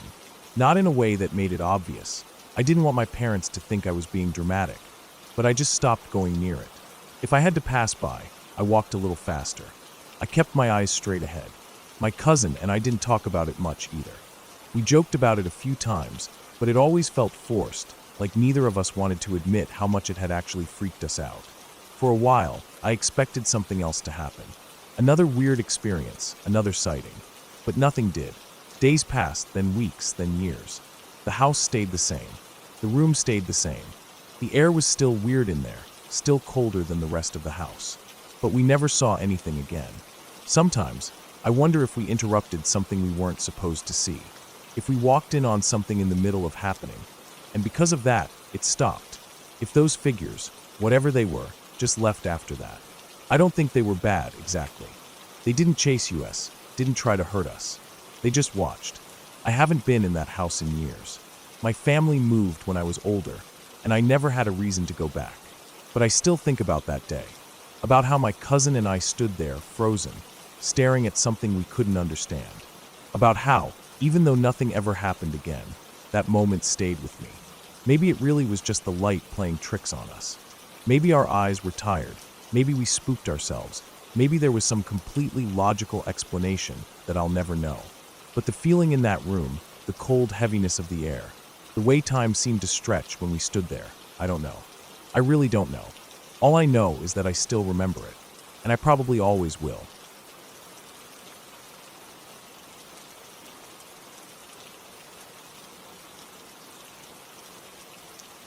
The train smelled like old metal, faint urine, and the heat of too many bodies crammed together. The floor was sticky in places, though I didn't want to think too hard about why. My roommates and I stood near the doors, holding onto the metal poles, swaying slightly with the motion of the train. It was just another ride on the Pink Line, out to an Aldi in some western neighborhood where the groceries were cheap, and the produce wasn't terrible. We had left downtown about 10 minutes ago, and the train had started to thin out. A few people were still scattered throughout, some sitting, some standing, eyes glued to their phones or staring out the windows at the blur of city lights. The rumble of the train filled the silence between occasional muffled conversations, the squeak of sneakers shifting on the floor, the distant sound of some busker's saxophone echoing from a station below. I wasn't paying much attention to anything, just zoning out, watching the dark city roll past in streaks of neon and streetlights. I had my hoodie on, hands in my pockets, backpack slung over one shoulder, just existing, waiting for our stop. Then the guy got on. The doors slid open with their usual mechanical groan, and he stepped inside. Mid-30s, tall, lanky but not weak-looking. He wore a dark hoodie over a stained t-shirt, jeans that looked worn through in places, and scuffed-up sneakers. His hair was short, messy, his face rough with stubble. He stepped in quickly, with purpose, like he had somewhere to be. But then he just stopped, right near the center of the car, facing in our direction. And then he started yelling. Not talking, not muttering to himself. Full on, top of his lungs shouting. His voice cut through the train, loud and sharp, carrying over the low hum of the city outside. I couldn't make out exactly what he was saying, but it was intense. Something about the end of days, fire, destruction, the world ending in blood and ash. I didn't move. I didn't look at him. That was the rule. In the city, you never acknowledged people like that. You kept your head down, kept your eyes on your own space, made yourself small and unnoticeable. But I could hear him moving. He wasn't staying in one place. His footsteps thudded dully against the floor as he paced up and down the aisle, weaving between seats, jerking his arms in wild, theatrical gestures that made my stomach clench. Every step was erratic. Too fast, then suddenly too slow, stopping abruptly before swinging back into motion. He was unstable, his movements too sharp, too unpredictable. My heart was beating too fast. I wasn't the only one on edge. I could feel the tension in the air, unspoken but heavy. No one was looking directly at him, but everyone was aware. Every passenger had gone stiff, pretending to be absorbed in their phones, their books, the floor. A man 2 rows down gripped his knee tightly, knuckles white. A woman across from us held onto her bag a little too hard. The old guy near the back had closed his eyes, but I could see his fingers twitching. Nobody moved. The guy kept yelling. His voice rose and fell, sometimes dropping into an almost conversational tone before surging back up into full-blown ranting. He spoke about fire consuming the city, about bodies in the streets, about people like us, standing there doing nothing, pretending we couldn't hear the truth. I could feel my pulse in my throat. Every possibility ran through my head at once. Maybe he was just another unstable guy having a moment, just another harmless rant that we'd all forget about the second we stepped off the train. Maybe he'd just keep yelling until he got bored or tired and got off at the next stop. Or maybe he wouldn't. Maybe he had a weapon, a gun, a knife. Maybe he was about to snap, to pull something out of his pocket and start swinging, start shooting, start cutting. It had happened before. It could happen again. And if it did, if he decided that tonight was the night, I was right there. We all were. Stuck. The train rocked gently, and I adjusted my grip on the pole, keeping my stance wide, ready to move if I had to. He was close now. I could hear his breathing, sharp and uneven, over the rush of the train. He was moving again, stepping back towards the center, hands shaking as he pointed at no one in particular. And then the train slowed. The next stop. The doors slid open, and for a second, I thought he wouldn't leave. I thought he would stay, keep going, that we'd be trapped with him until something happened. But then, without warning, he turned and stepped out. Just like that. The doors shut behind him, and the train pulled forward again. For a moment, there was nothing but silence.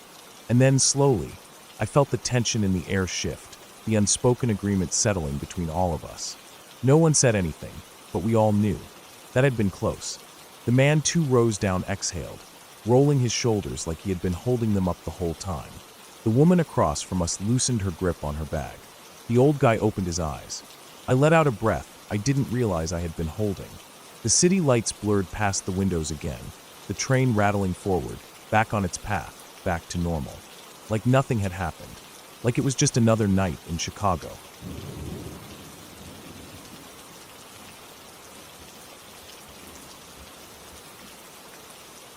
I was never the kind of person to get scared easily. I'd spent my fair share of nights walking home alone from the library, pulling all-nighters in empty study halls, and even living in a house that creaked so much it might as well have been haunted. But none of that had prepared me for the night I truly felt afraid. The kind of fear that sits in your chest like a heavy stone, pressing down on you, making it hard to breathe. The kind of fear that doesn't fade, even long after it's over. I was in my placement year, living in an old rental house with 3 other interns, 2 girls, Hannah and Priya, and a guy, Matt. The house was nothing special, just a standard student let. A little damp in the corners, dodgy heating, mismatched furniture from who knows when. The kind of place you could tell had housed a dozen groups before us, each one leaving behind scuff marks, stains, and a few questionable DIY repairs. It wasn't the worst place to live, but it had its quirks. For one, the front door had these old glass panels on either side. They weren't frosted or reinforced, just thin, clear glass that let anyone see straight into the narrow hallway beyond. At night, the only thing standing between us and whoever was outside was a flimsy curtain we pulled across. Not exactly the best security measure, but it was what we had. That particular night had been like any other. A normal day at work, a quick dinner, a couple of hours of Netflix before heading to bed. I wasn't thinking about anything unusual as I settled under the covers, my phone charging beside me, the soft hum of the radiator, the only sound in the room. Outside, the wind rattled the windows, but that was normal. The house was old, and the slightest breeze made it groan like it was alive. Sometime in the middle of the night, I woke up. At first, I wasn't sure why. The room was dark, my phone screened dimly, lighting up the bedside table with a notification I didn't care about. I stared at the ceiling for a moment, trying to shake off the drowsiness, and that's when I heard it. A loud, sharp banging. I froze. It was coming from the front door. It wasn't just a knock, it was desperate, forceful. Someone was slamming their fist against the wood over and over again. A frantic, almost angry rhythm. My heart started pounding immediately, my half-asleep brain struggling to catch up. Then, the screaming started. A woman's voice. "Help! Please help me!" My stomach twisted. The sound cut through the house like a knife, shrill and panicked. My first instinct was to sit up, but my body didn't move. I just lay there, pulse hammering in my ears. Another bang. Harder this time. I reached for my phone with shaking hands and called Hannah. It rang once before she picked up. I didn't need to say anything. She'd heard it too. A minute later, she and Priya rushed into my room. None of us said a word. We just clung to each other, standing in the darkness, listening. The woman outside kept screaming, kept banging. I texted Matt. No response. We were too scared to check if he was okay. His room was downstairs, near the front of the house. If he hadn't woken up by now, maybe he was pretending. Maybe he was as scared as we were. Another bang. Louder this time. The woman sobbed. We didn't know what to do. Calling the police seemed like an option, but what would we even say? Someone was knocking? Someone needed help. What if it was real? What if she was actually in danger? The glass panels were the worst part. Anyone standing on the porch could see into the house, see if there were lights on, see if we were moving. It made us feel exposed, like if we so much as stepped into the hallway, we'd be seen. Then something changed. The banging stopped. The screaming cut off mid-sentence. Silence. The sudden quiet was almost worse than the noise. We stood there, holding our breath, waiting. The house felt suffocating, like the walls had shrunk around us. We waited for footsteps, for another knock, for some sign that whoever was outside was still there. Nothing. We didn't sleep that night. We stayed in my room, curled up under blankets, our ears straining for any sound. My phone sat in my lap, open to the emergency call screen, but I never pressed it. I don't know why. Maybe we were all waiting for someone else to make the decision. Maybe we just wanted to believe it was over. By morning, the world felt normal again. Sunlight streamed through the curtains, birds chirped outside, and for a second, it felt like maybe we'd imagined it. At breakfast, we asked Matt if he'd heard anything. No, he said, too casually. Slept through the whole night. We didn't believe him. He must have heard it. He must have known. But he hadn't come out of his room. None of us pressed him on it. We tried to shake it off, but the fear stayed with us. It clung to the house like a damp chill, making every creak, every gust of wind feel sinister. We started double-checking the locks at night, avoiding the windows, jumping at shadows. Then a week later, Hannah found something in the local paper. A warning. Gangs were using distressed women to lure people into opening their doors. Once the door was unlocked, armed men would storm in, robbing the house. None of us said anything after reading it. We just looked at each other, silent. That night, I lay in bed, staring at the ceiling, thinking about how close we had come. How easily fear and empathy could be twisted against us. We never found out who the woman was, whether she was truly in danger or just playing a part. But I knew one thing for certain. If any of us had opened that door, we wouldn't have just been scared. We would have been victims.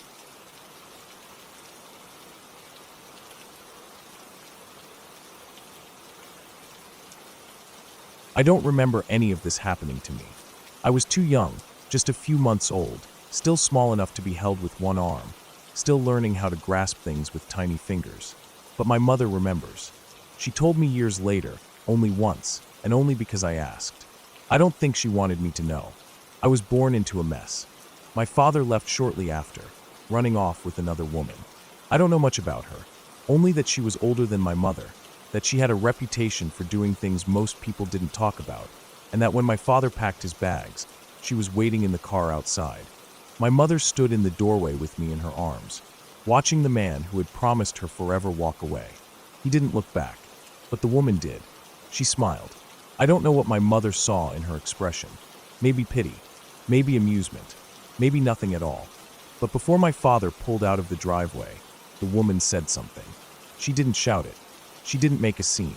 Just a few words, meant only for my mother. And then they were gone. It started that night. I had been a normal baby before, no problem sleeping, no issues waking up to eat. But when my mother put me down that night, she noticed something was off. My eyes didn't close. At first, she thought I was just restless, waiting to cry. But the minutes passed. An hour. My breathing stayed steady. My hands twitched every so often in that unconscious way babies' hands do. But my eyes remained open, wide, staring at nothing. She tried touching my face, closing my eyelids gently with her fingers. They slid right back open. She picked me up, cradled me, whispered to me, but I didn't react. I just stared. She told herself it was just a fluke, something odd but harmless. Maybe I was growing out of my newborn sleep cycle. Maybe I was just different. Babies did weird things all the time, right? But it happened again the next night. And the next. Every night, the same thing. She would lay me down, expecting me to close my eyes, but I never did. I just lay there, staring at the ceiling, at the shadows in the corners, at whatever was in front of me. Silent. Still. She started sleeping with the light on. Not for herself, but for me. She thought maybe the darkness was making things worse. But it didn't matter. The light changed nothing. I stared just the same. She stopped sleeping altogether. She would sit up in bed and watch me, waiting for something to happen. She didn't know what she was afraid of, only that something about this wasn't right. It wasn't normal.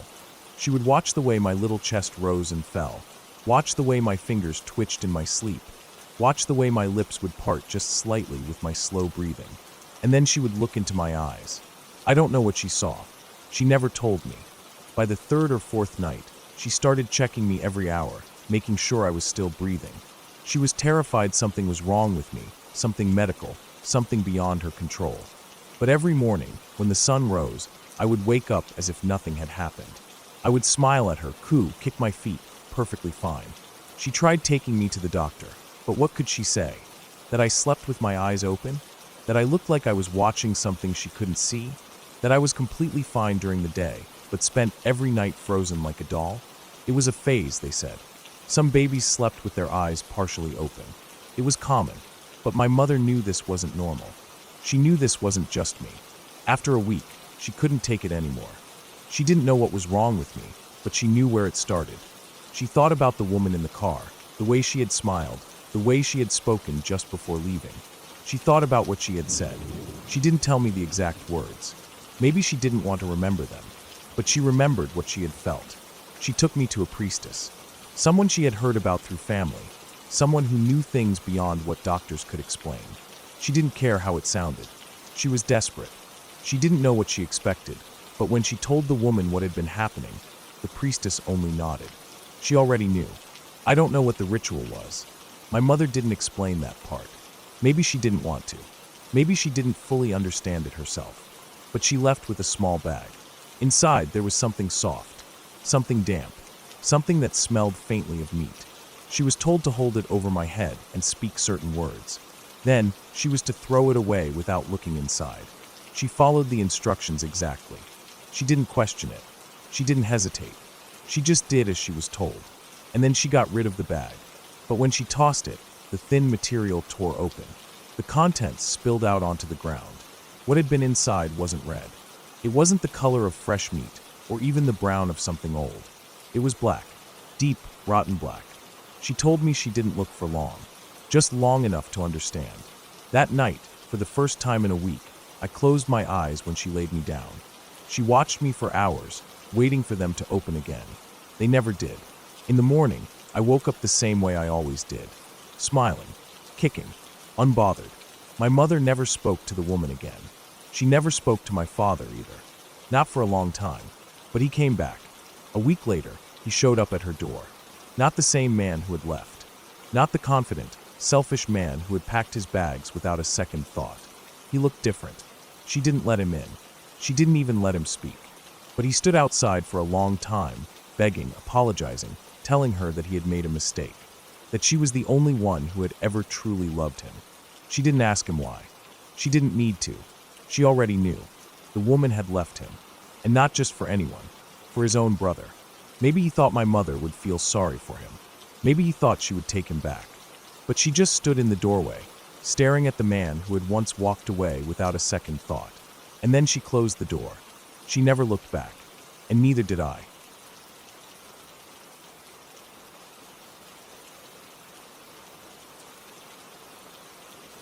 Growing up, I used to black out and sleepwalk a lot. The weirdest part was that I wasn't unconscious when it happened. I could see and hear everything, but it wasn't me controlling my body.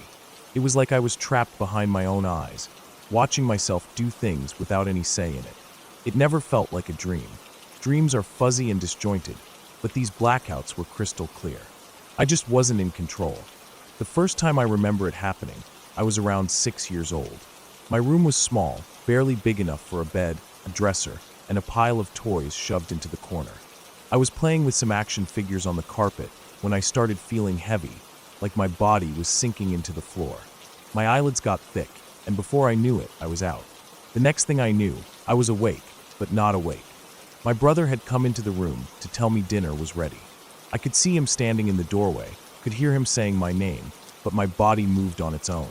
I grabbed the closest thing to me, a wire coat hanger, and started pounding it against the floor. Over and over, with force that didn't feel like mine. My heart was racing, but not from exertion. I wasn't in control. I watched myself glare at him, breathing hard through my nose, my grip on the hanger so tight it dug into my palm. He stood frozen for a second, then turned and ran. I heard his feet pounding down the hallway, his voice calling for our mom. Then, like a switch being flipped, I was back in my body. My muscles ached from how tense they had been. My fingers were stiff from gripping the hanger. My heart was still hammering in my chest. I didn't know what had just happened. I barely remembered falling asleep, and yet my brother had just run out of my room like I had attacked him. I sat there, hanger still clenched in my hand, waiting for my mom to come storming in. But she didn't. Maybe my brother hadn't told her. Maybe he just didn't know what to say. I don't know how long I sat there before I finally got up and went to dinner like nothing had happened. Nobody said anything. My brother kept glancing at me, but he didn't bring it up. Neither did I. It happened again 3 years later. Different brother this time. Same exact situation. I had fallen asleep on my floor, and when he came to wake me for dinner, I bolted upright, grabbed the nearest object, which again was a coat hanger, and started slamming it against the floor. I could see everything. I could hear everything. But my body wasn't mine. I don't remember what happened afterward. I must have snapped out of it like before, but that part is gone from my memory. All I remember is that same feeling of being stuck inside myself, that same sharp awareness of watching my own hands move without me telling them to. My brothers avoided my room after that. If they needed me, they called from the hallway. I didn't blame them. If I were in their position, I wouldn't have wanted to get too close either. The worst one happened 4 years later. By then, I hadn't had an episode in a long time. Long enough that I had stopped thinking about it. Long enough that I had convinced myself it wasn't something I needed to worry about anymore. But that night, it came back worse than ever. I don't know what set it off. I don't even remember falling asleep. But suddenly, I was awake, and my body was moving on its own. My heart was slamming against my ribs. My hands were clawing at my blankets, throwing them off me in a frenzy. I launched out of bed and started thrashing my room, knocking over my lamp, scattering books from my desk. My muscles burned with every movement, but I couldn't stop. I turned to the door and started pounding on it with both fists. I had no reason to. No thoughts, no motivation, just the overwhelming urge to hit something. When my fists got sore, I switched to my feet, kicking at the wood so hard it rattled in the frame. Then I turned on my closet door and did the same. My head felt like it was floating, disconnected from the rest of my body. I could hear my own breathing, ragged and sharp. I could hear the sound of my fists slamming against the wood, but none of it felt real. Then I heard my mom's voice. She must have been coming up the stairs when she heard me. I didn't stop. Couldn't stop. I heard her footsteps rush toward my door, the knob rattling as she tried to open it. But it was locked. She pounded on the other side. Open the door. I couldn't answer. I just kept hitting the closet. Then, just as suddenly as it started, it was over. My body stopped. My breathing slowed. My hands dropped to my sides. I stood there in the middle of my wrecked room, the silence ringing in my ears. My hands were shaking. My legs were weak. I felt like I had been running for miles. The door unlocked. I didn't even remember touching it. My mom burst in, eyes wide. She looked at me, then at the room, then back at me. I knew what she was thinking. She had always been a little paranoid about stuff like this. When I was younger, she used to tell me stories about exorcisms, about people being possessed without knowing it. I had never taken it seriously. It was just something she believed in, the same way some people believe in ghosts or angels. But now, standing there in the wreckage of my own making, I could see the fear in her eyes. She didn't say anything at first, just stared. Then in a quiet voice she asked, "Are you okay?" I nodded. She didn't push. Maybe she could see that I didn't have any answers. After that night, the blackouts became less frequent. They still happened, but not nearly as often. By the time I was an adult, they had stopped altogether. 6 years passed without a single incident. I still don't know why it happened. Maybe it was some kind of sleep disorder. Maybe stress. Maybe something else. But I'll never forget the feeling of watching my own body move without me. The weight of my own hands hitting the floor. The sound of my own breath, harsh and fast, like something was controlling me from the inside. It doesn't happen anymore. At least, I don't think it does.